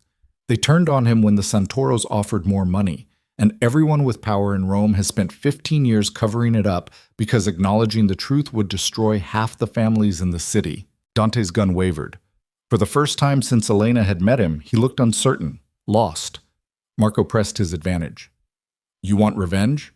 Fine. But aim it at the right people. The ones who actually destroyed your family, not the girl who's just trying to survive their war." He pulled Elena toward the car again. She was too shocked to resist, too overwhelmed by everything she'd just learned. They were almost to the vehicle when Dante spoke. "Elena, look at me." She turned, met his eyes across the alley. "If you get in that car," he said quietly, "I can't protect you. Marco's right that I used you, that I forced you into this. But if you leave with him now, you'll never know which of us is telling the truth. You'll spend the rest of your life wondering if you made the right choice. And if I stay, then we open the vault together, see what's actually inside, and decide what happens next based on facts instead of revenge." Dante lowered his gun completely. "I'm asking, not ordering, your choice." Marco's hand tightened on her arm. "Elena, don't listen to him. He'll say anything to—" "Let me go." "What?" "I said let me go." Elena pulled free of Marco's grip. Her feet were still bleeding. Her dress was ruined. She probably looked half dead. But for the first time in a week, she felt like she had control. "I'm not leaving with you, not because I trust Dante, because I don't trust either of you, but at least he's being honest about what he wants from me." "I'm being honest," Marco's voice cracked. "Everything I've done, you've done for yourself. To clear your name, to get revenge. I was never the priority, I was the access code." Elena took a step toward Dante, then another. "Maybe you convinced yourself it was about protecting me, but the truth is you needed me alive and functional long enough to open that vault. After that?" She laughed bitterly. "I'm just another loose end." Marco's expression went cold. The mask dropped completely. What remained was something Elena had never seen before. Something that made her understand exactly how he'd survived 15 years as a fugitive. "You're making a mistake," he said softly. "Probably. But it's my mistake to make." She crossed the alley to Dante's side. He didn't touch her, didn't pull her close, just stood there watching Marco with the kind of focus that suggested he was 3 seconds from putting a bullet between the older man's eyes. Marco stared at them both for a long moment. Then he smiled, sharp and cold. "Fine. You want the truth? We'll all get the truth." He pulled out a phone and made a call. "Bring him." "Bring who?" Dante demanded. "The one person who can confirm my story. The one witness who knows exactly what happened 15 years ago." Marco's smile widened. "Your father's business partner, the man who helped him plan everything." 2 of Marco's men appeared from the shadows, dragging someone between them. The person was hooded, hands zip-tied, fighting weakly against his captors. They threw him to the ground at Dante's feet and yanked off the hood. Elena's world tilted. It was her father. Giovanni Bellini looked worse than Elena had ever seen him. One eye swollen shut, blood crusted around his nose and mouth, bruises covering every visible inch of skin. He looked up at her through his one good eye and started crying. "I'm sorry," he whispered. "Elena, I'm so sorry. I never meant—" "Shut up!" Marco's voice cut through the night like a knife. "You'll speak when I tell you to speak." Dante's gun swung toward Giovanni. "What is this?" "This is your proof." Marco crouched beside Elena's father. "Tell them, Giovanni. Tell them what really happened 15 years ago. Who ordered the warehouse fire? Who got Luca Corsini killed? Who's been lying to everyone this entire time?" Giovanni sobbed. "Please, don't make me—" "Tell them, or I put a bullet in your daughter's head right now." Elena felt the blood drain from her face. Dante moved in front of her instinctively, his gun trained on Marco. "You won't shoot her," Dante said. "You need her." "I needed her inside your villa. That window's closed. Now she's just leverage, same as her father. Marco pulled out his own weapon, a pistol that looked older but well-maintained. He aimed it at Giovanni's head. So here's how this works. Giovanni confesses. We go to the vault, verify his story, and then I decide who lives and who dies based on how cooperative everyone's been, starting with the man who betrayed his family twice. Giovanni's breathing came in ragged gasps. He looked at Elena with eyes full of pain and shame and something that might have been love if you squinted hard enough. Tell them, he finally said. I'll tell them everything. And in that moment, kneeling in a filthy alley behind a palace where dozens of people had just died, Giovanni Bellini began to confess sins that would reshape everything Elena thought she knew about her family, her world, and the two men who claimed to own pieces of her soul. Giovanni's voice was broken glass. Each word scraped out of him like he was coughing up pieces of his own soul. Antonio Corsini came to me in March of 2011, said he needed someone he could trust, someone outside his immediate circle. Giovanni's good eye fixed on Dante. He knew the Santoro family was moving product through his territory, eating into his profits. He wanted to send a message, but it had to look like an accident. Dante's face was stone. Keep talking.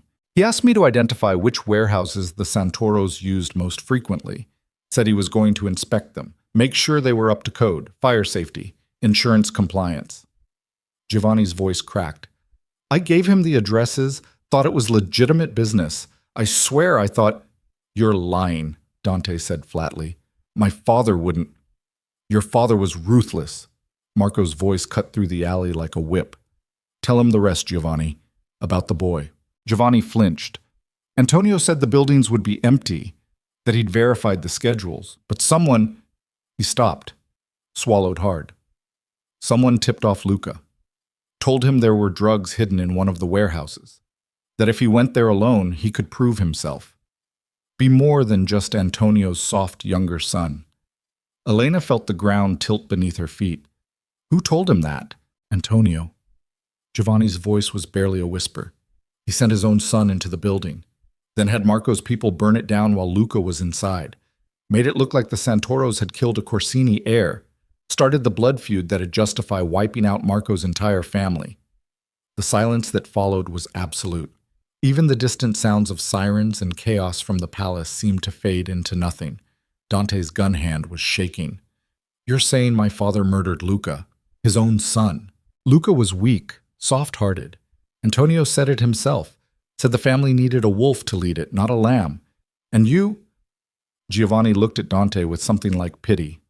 You were already the wolf, already hard, already capable of doing what needed to be done. Luca's death made you into the heir Antonio wanted. Stop. Dante's voice was barely audible. Just stop. I can't. You need to hear all of it. Giovanni's breath came in ragged gasps. After the fire, Antonio paid me to testify against Marco, to make it look like the Santoros had acted alone. He promised protection, money, a fresh start for me and my daughter. But he lied. The debts kept coming, the threats. And when I couldn't pay anymore, when I finally went to him for help, he told me the price. What price? Elena's voice sounded distant, not her own. You. Giovanni's eye filled with tears. Antonio was dead by then, killed by the same people he'd hired to burn the warehouse, just like Marco said. But Dante had taken over, and Dante needed collateral to draw Marco out of hiding, needed leverage. So I gave him the one thing Marco still cared about, the one person who could make him surface. Elena's knees gave out. She would have hit the ground if Dante hadn't caught her. His hands were steady, but his whole body was rigid, vibrating with barely controlled rage.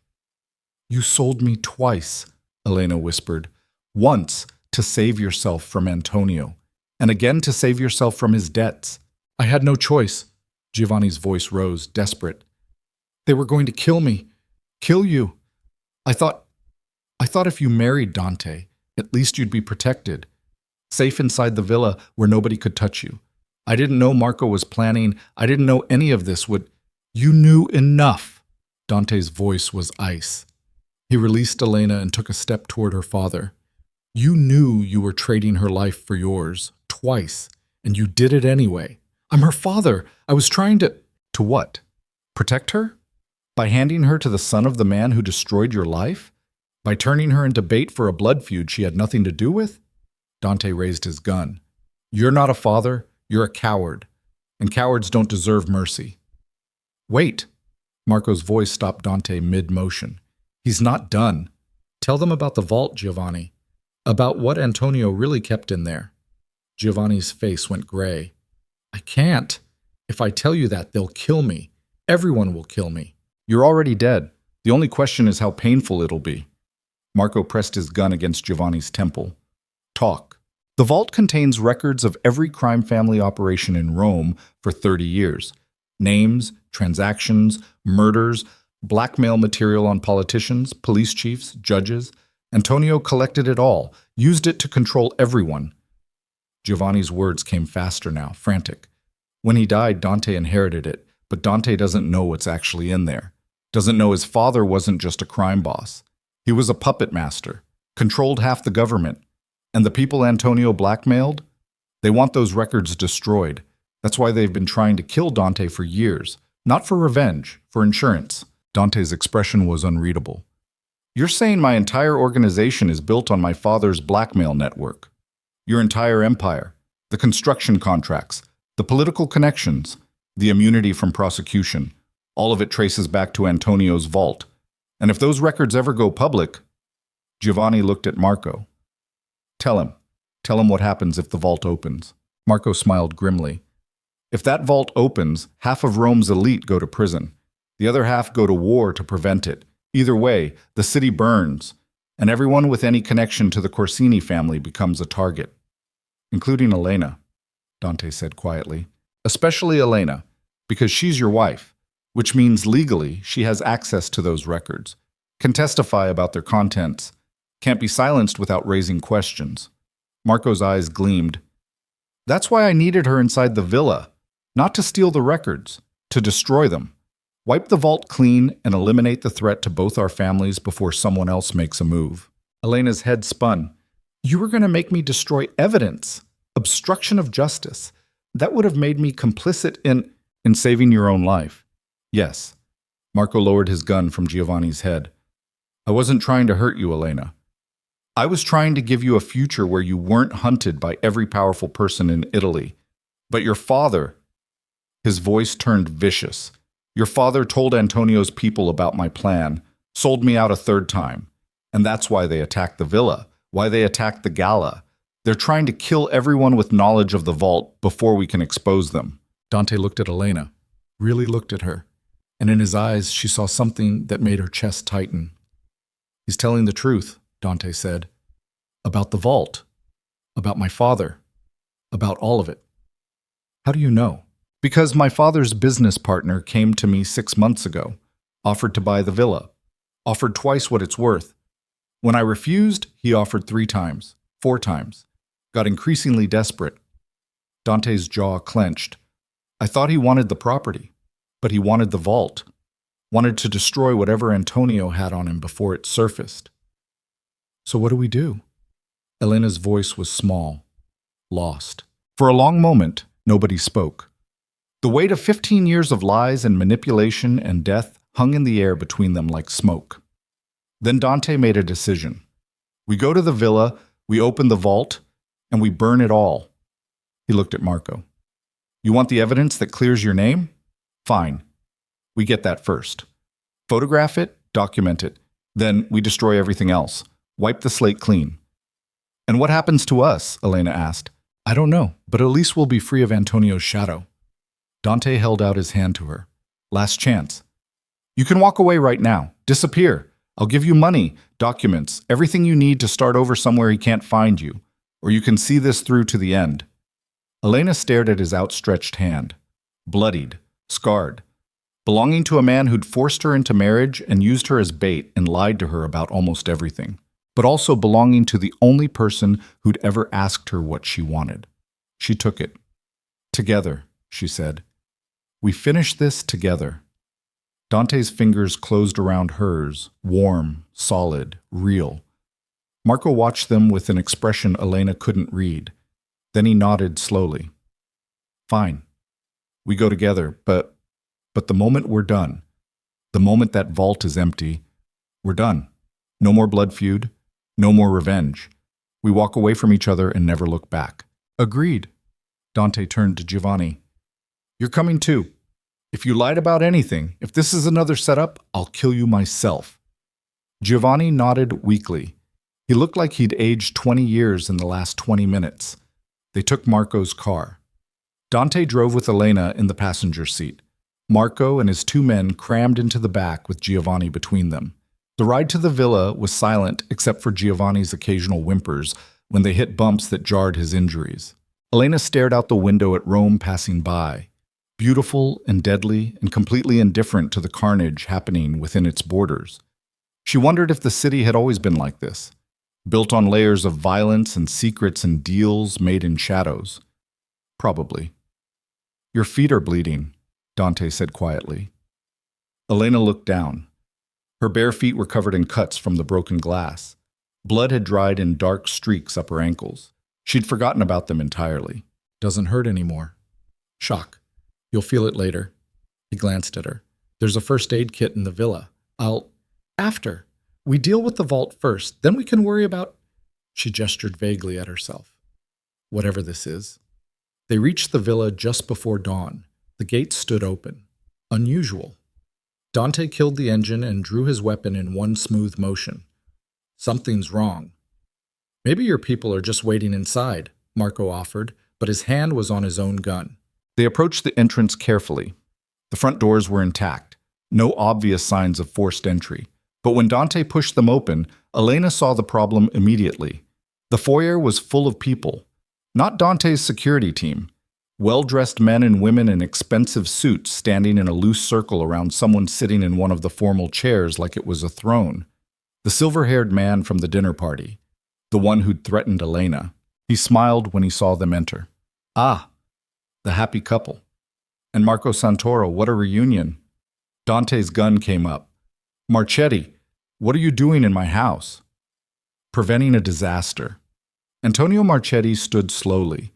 He was older than Elena had realized, 70, maybe 75. But he moved with the careful grace of someone who'd survived decades in a world that killed careless people. You were going to open Antonio's vault. Can't let that happen. The vault is mine. This villa is mine. Get out before I put you out. With what? The security team I had arrested an hour ago on fabricated weapons charges? The lawyers I've tied up with injunctions? Or perhaps your wife? Marchetti's eyes slid to Elena. Who I could have killed at the gala but chose not to. Professional courtesy. Elena's skin crawled. You were behind tonight's attack. I funded it. Marco's people executed it. Though the goal wasn't to kill you, dear girl. Just to create enough chaos that we could move on the vault while Dante was distracted. Marchetti tisked. Unfortunately, you proved more resilient than expected. Both of you. What do you want? Dante's gun stayed trained on Marchetti's head. The same thing everyone wants. Survival. Your father collected enough dirt to bury half of Rome's political and business elite, including me, including everyone in this room. We've spent 15 years waiting for you to either open that vault or die trying. Tonight we ran out of patience. So you're here to kill us and take it yourselves. Not quite. We're here to make a deal. Marchetti gestured to his people. Dante, you get to live. Keep your legitimate businesses. Keep the villa. Keep your pretty wife. But you sign over control of the vault to a neutral third party. Let us destroy Antonio's records and move on with our lives. And if I refuse, then everyone you love dies, starting with Elena. Marchetti pulled out a small device that looked like a phone. I have men positioned at your mother's nursing home, your cousin's homes, every business partner you've ever trusted. One button, and they all disappear, permanently. Dante's expression didn't change, but Elena felt his hand tighten almost imperceptibly on the gun. You're bluffing. Am I? Marchetti pressed a button. Somewhere in the villa, a phone rang. One of his people answered it, listened, then nodded. That was confirmation that your mother's floor at the care facility has been evacuated. Gas leak. Tragic accident waiting to happen unless you cooperate. Elena's breath caught. She looked at Dante and saw something that terrified her more than any of the guns or threats. Calculation. He was actually considering it. Don't. she said quietly. Don't give them what they want. Elena, if you hand over that vault, you lose everything your father built, everything you've spent 15 years protecting. And for what? To save people who'll just be targets again the next time someone needs leverage? She stepped closer to him. This doesn't end unless we end it. Permanently. She's smarter than she looks, Marchetti observed. But sentiment is weakness, Dante. You know that. Your father certainly did. He sacrificed his own son to maintain power. Are you really going to risk your mother for pride? My father was a monster. Your father was practical. He understood that power requires sacrifice, usually of the people you love. Marchetti's smile was cold. So, what's it going to be? Do you sign over the vault? Or do I start making phone calls? Dante was silent for a long moment. Elena could feel the tension vibrating through him, could see the calculations running behind his eyes, family versus empire, love versus legacy. Then Marco spoke. You're forgetting something, Marchetti. The vault requires Corsini DNA to open, Dante's DNA, or his wife's, now that they're married. Kill either of them, and you lose access permanently. We'll find another way in, explosives, cutting torches, electronic override. You'll try. You'll fail. Antonio designed that vault to be impenetrable without the biometric key. Destroy it trying to open it by force, and you destroy the records inside, which means you'll never know what Antonio had on you, never know if copies exist elsewhere. You'll spend the rest of your life looking over your shoulder. Marco's voice was calm, almost amused. Killing Dante doesn't solve your problem. It just creates new ones. Marchetti's smile faded. Then we keep them alive, in a secure location. Make them open the vault under controlled conditions. And you think Dante will cooperate while you hold a gun to his head? Please. He'd die before giving you that satisfaction. Marco moved closer to Elena and Dante. Face it, you've already lost. The moment you let us all in this room together, you gave us the only leverage that matters. Numbers. He whistled sharply. The windows exploded inward. Men in tactical gear poured through the broken glass. Not Marchetti's people. Marco's. They'd been positioned outside the entire time, waiting for the signal.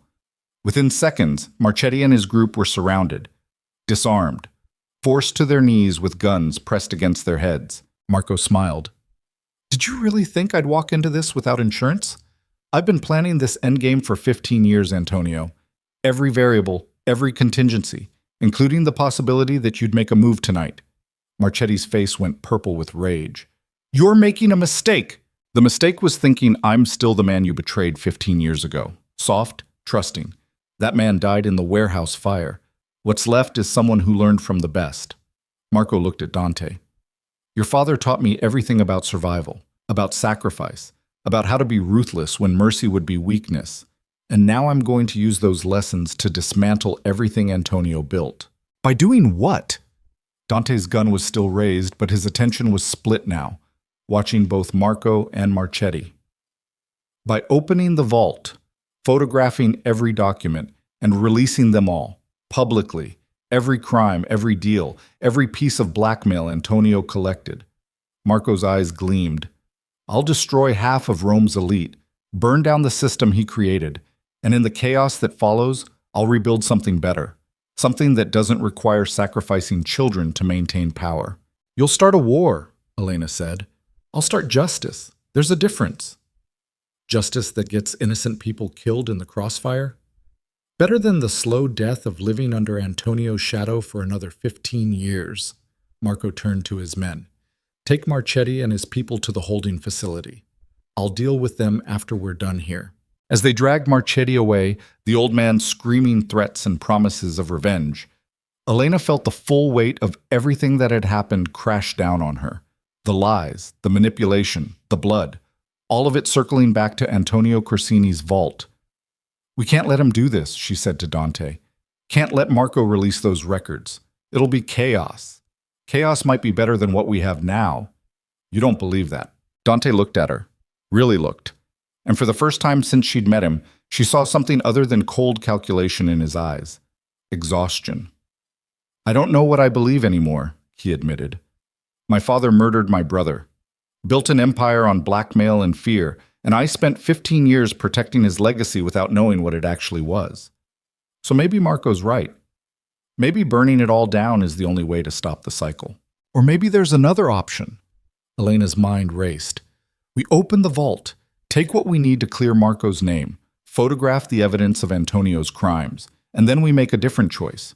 We give people a chance to walk away clean, confess, make restitution. Instead of destruction, we offer amnesty. You think people like Marchetti will confess out of the goodness of their hearts? No.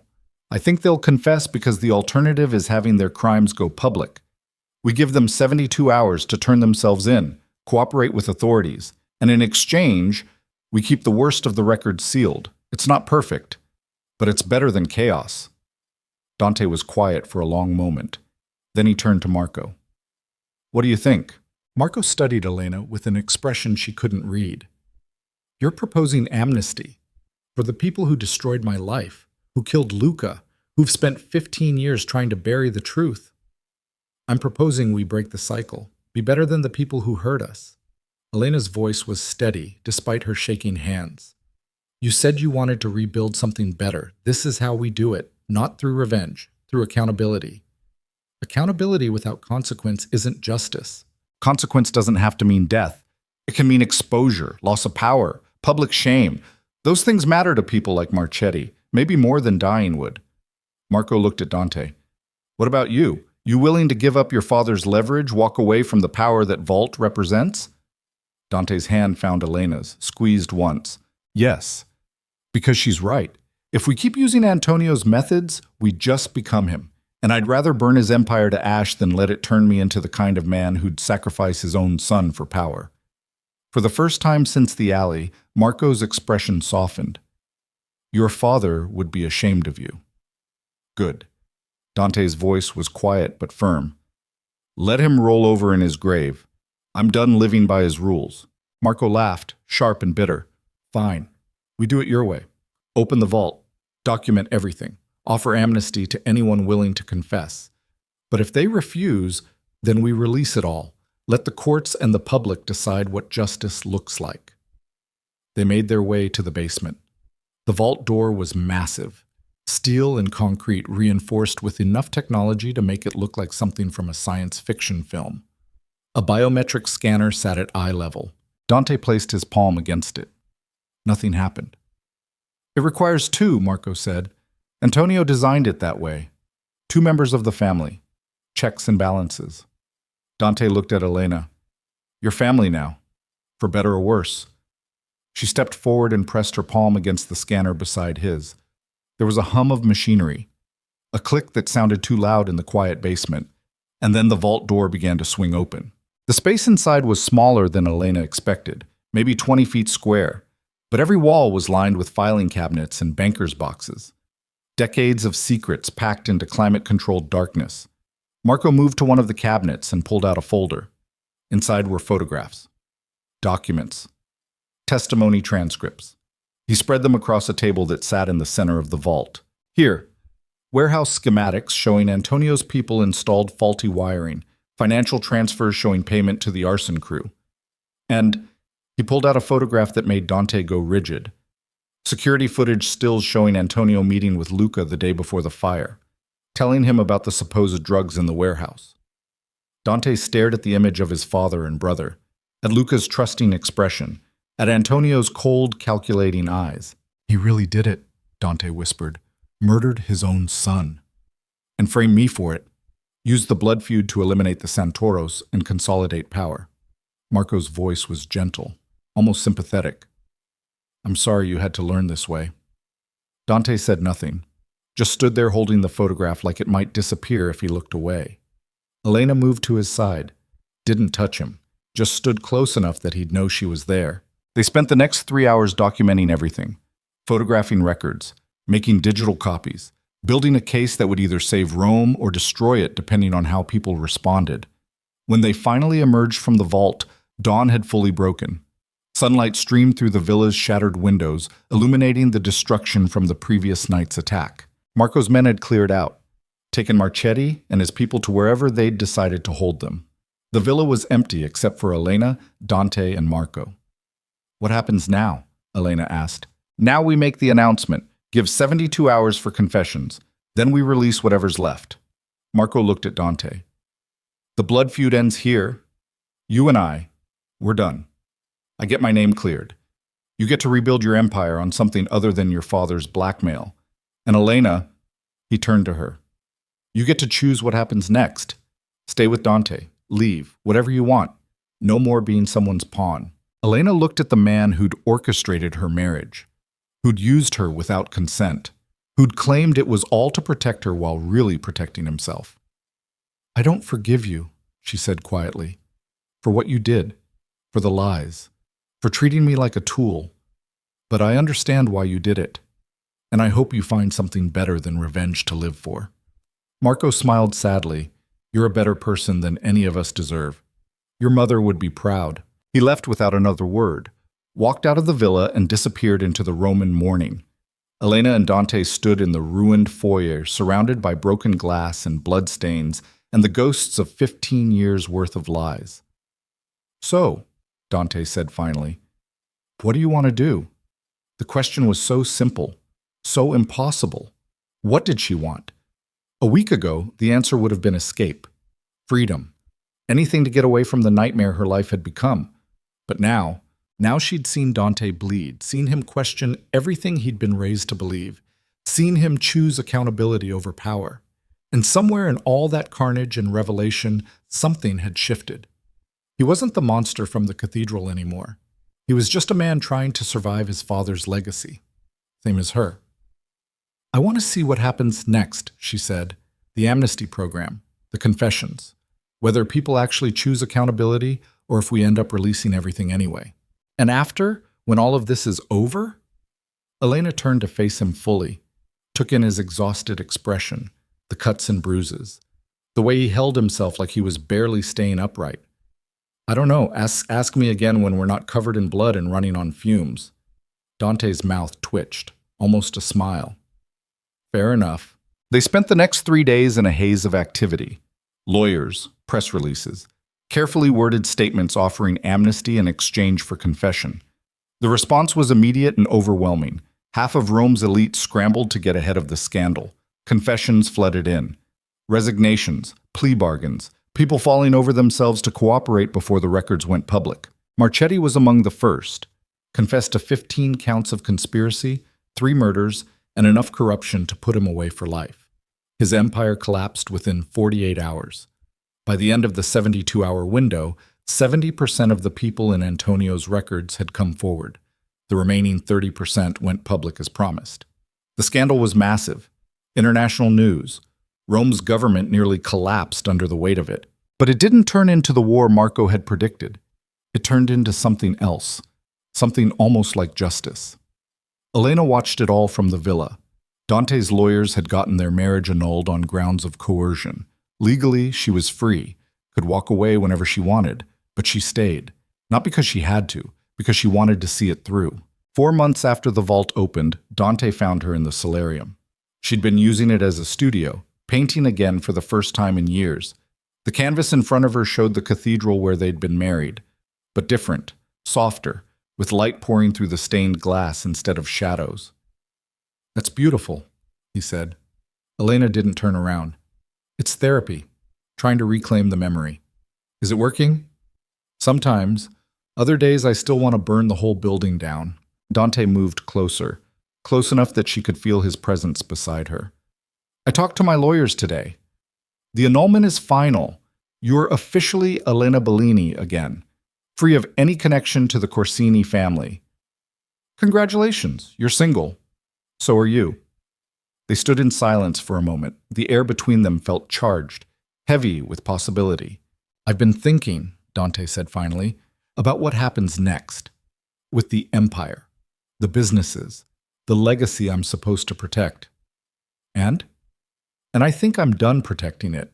I'm selling most of it off, keeping only the legitimate operations, using the money to fund the kind of amnesty program we started, help people escape cycles of violence and crime. He paused. It's what Luca would have wanted, if he'd lived to build something instead of being destroyed by our father's ambition. Elena set down her brush, turned to face him. That's good. Really good. I wanted you to know, in case it matters. Dante's eyes searched hers. In case you were staying because you thought I was still the same man from the cathedral. Are you? No, I don't think so.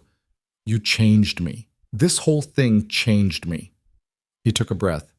I've spent 15 years being angry, using rage as fuel, and it nearly destroyed me, turned me into my father. But you showed me there was another way, that I could choose accountability over vengeance, mercy over cruelty. I didn't do anything. You fought back, refused to disappear, made me see you as a person instead of property. That was everything. Dante's voice dropped to barely above a whisper. I know I don't deserve it. No, I have no right to ask. But I need you to know that if you decide to stay, not as my wife, not as anything you don't want to be, I would count it as the greatest gift of my life. Elena's throat tightened. What are you saying? I'm saying I love you, have for weeks. Maybe since you challenged me at that dinner party and refused to be what I wanted you to be. He laughed softly. I'm saying that you're the strongest person I've ever met. And if you'll let me, I'd like to spend whatever time you'll give me trying to become someone worthy of that strength. The words hung in the air between them, raw, honest, terrifying. Elena had spent her entire life being used by people who claimed to love her, her father, Marco, even Dante in the beginning. And part of her, the smart, self-protective part, wanted to run, to get as far from Rome and the Corsini legacy as possible. But another part, the part that had learned to fight back, to demand better, wanted something different, wanted to see what they could build together, not from force or manipulation or revenge, but from choice. I don't know if I love you, she said honestly. I don't know if I'm capable of loving the person who forced me into marriage, who used me as bait, who represents everything that destroyed my life. Dante nodded, accepting. I understand. But, Elena took a breath, I think I could learn. If you gave me time, if you proved that the man standing here right now is real, not just another mask you're wearing until you get what you want. How do I prove it? By letting me decide, every day, whether to stay or go. No pressure, no manipulation, just, she gestured between them. Just two people trying to figure out what comes after the nightmare ends. Dante was quiet for a long moment. Then he held out his hand. Partners? Elena looked at his outstretched palm, remembered the first time he'd offered it, in his office, when they'd agreed to destroy Marco together. How much had changed since then? She took it. Partners. His fingers closed around hers, warm, careful, like he was holding something precious that might break if he gripped too hard. They stood there in the solarium surrounded by light and paint and the possibility of something neither of them had expected to find in the ruins of their forced union. Healing. 6 months later, Elena had her first gallery show, a small exhibition in a prestigious space near the Pantheon. The collection was called Fractured Light and consisted entirely of paintings exploring the cathedral where her nightmare had begun. Each one showed the building from a different angle, different time of day, different emotional truth. The final piece, the largest, showed the interior of the cathedral at sunset, light streaming through stained glass, illuminating the darkness instead of running from it, and in the shadows, barely visible unless you looked closely, two figures standing side by side. Not together, not yet, but close enough that their silhouettes touched. Dante had offered to attend the opening. Elena had told him no. This was hers. Her reclamation. Her proof that she could create beauty from trauma. But when she arrived at the gallery 2 hours before the doors opened for a final walkthrough, she found him sitting on a bench across the street, just watching, not intruding, not demanding anything, just being present in case she changed her mind. She crossed the street and sat beside him. You came anyway, she said. I came to the neighborhood. Thought I'd get coffee, maybe walk around. If you wanted company, great. If not, he shrugged, I'd have gone home happy just knowing you were doing something you loved. Elena smiled despite herself. That's manipulative, making yourself available without pushing, very calculated. I learned from the best. They sat in silence for a moment. watching Rome wake up around them, tourists taking photos, locals grabbing espresso, the eternal city carrying on like it had for millennia, indifferent to individual suffering or joy. "I've been thinking," Elena said, "about what you asked, whether I could learn to love you." Dante went very still. And? And I think the answer is yes. Not the version of you from the cathedral, not the monster Antonio created, but the person you're becoming, the one who chooses accountability, who builds amnesty programs instead of empires, who sits on benches waiting for someone who might never want him. She turned to look at him. That person I could love. If he keeps being real, he's real, I promise. Then prove it. Keep proving it, every day, until I don't need proof anymore. Until I just know. Dante reached for her hand, careful, asking permission with his eyes before his fingers touched hers. When she didn't pull away, he laced their fingers together. I can do that. They sat there as the sun climbed higher, two people who'd been forced together by violence and lies, who'd survived blood feuds and betrayals and revelations that should have destroyed them both, who'd were choosing every day to build something better from the ruins. The gallery opening was a success. Critics praised Elena's ability to find beauty in trauma. Collectors bought half the pieces. And when the night finally ended, when the last guest had left and the gallery lights dimmed, Elena walked out to find Dante still waiting on that same bench. "You've been here all night," she said. "Wanted to make sure you got home safe." "I'm capable of getting myself home." "I know, but I wanted to do it anyway, if that's okay." Elena looked at him, at the man who'd become something other than her captor, something that felt dangerously close to a partner, maybe even, someday, more. "It's okay. But next time, come inside. Be part of it instead of watching from outside." Dante's expression shifted, hope flickering across his face like sunlight through stained glass. "Next time? There'll be more shows, more paintings, more pieces of me trying to make sense of what happened. And if you're going to be around—" She squeezed his hand. "You should be around, really around, not lurking on benches like some gothic romantic hero." "I don't know how to be anything except what I was trained to be." "Then learn. We'll figure it out together." They walked home through Rome's ancient streets, past the Colosseum, past fountains that had witnessed centuries of violence and beauty and everything in between, past the cathedral where their story had begun in darkness. The villa stood on its hill overlooking the city, repaired now. Windows replaced. Bullet holes patched. The physical scars hidden even if the emotional ones remained. Inside, Maria had left lights on, coffee brewing, signs of life in a place that had felt like a tomb for so long. Elena paused in the foyer, the same spot where she'd stood on her wedding night feeling her old life die. But now it felt different, like a beginning instead of an ending. "I'm not moving back in," she said. "I have my own place, my own life. I need that independence." "I understand. But I'll visit, if you want me to. I want you to. And maybe, eventually, we can figure out what this is, what we are, without the weight of forced marriage or revenge or any of the other nightmares we've survived." Dante nodded. "I'd like that, more than anything." Elena stood on her toes and kissed his cheek, soft, chaste, the kind of kiss that promised potential without demanding anything. "Good night, Dante. Good night, Elena." She left him standing in the foyer and walked out into the Roman night, feeling lighter than she had in months. Free. Not because someone had given her freedom, because she'd taken it, fought for it, refused to be anyone's collateral ever again. Behind her, the villa's lights glowed warm against the darkness. Somewhere inside, Dante was probably still standing exactly where she'd left him, processing, planning, trying to figure out how to be the man she needed instead of the one his father had made. Elena hoped he'd succeed, hoped they both would.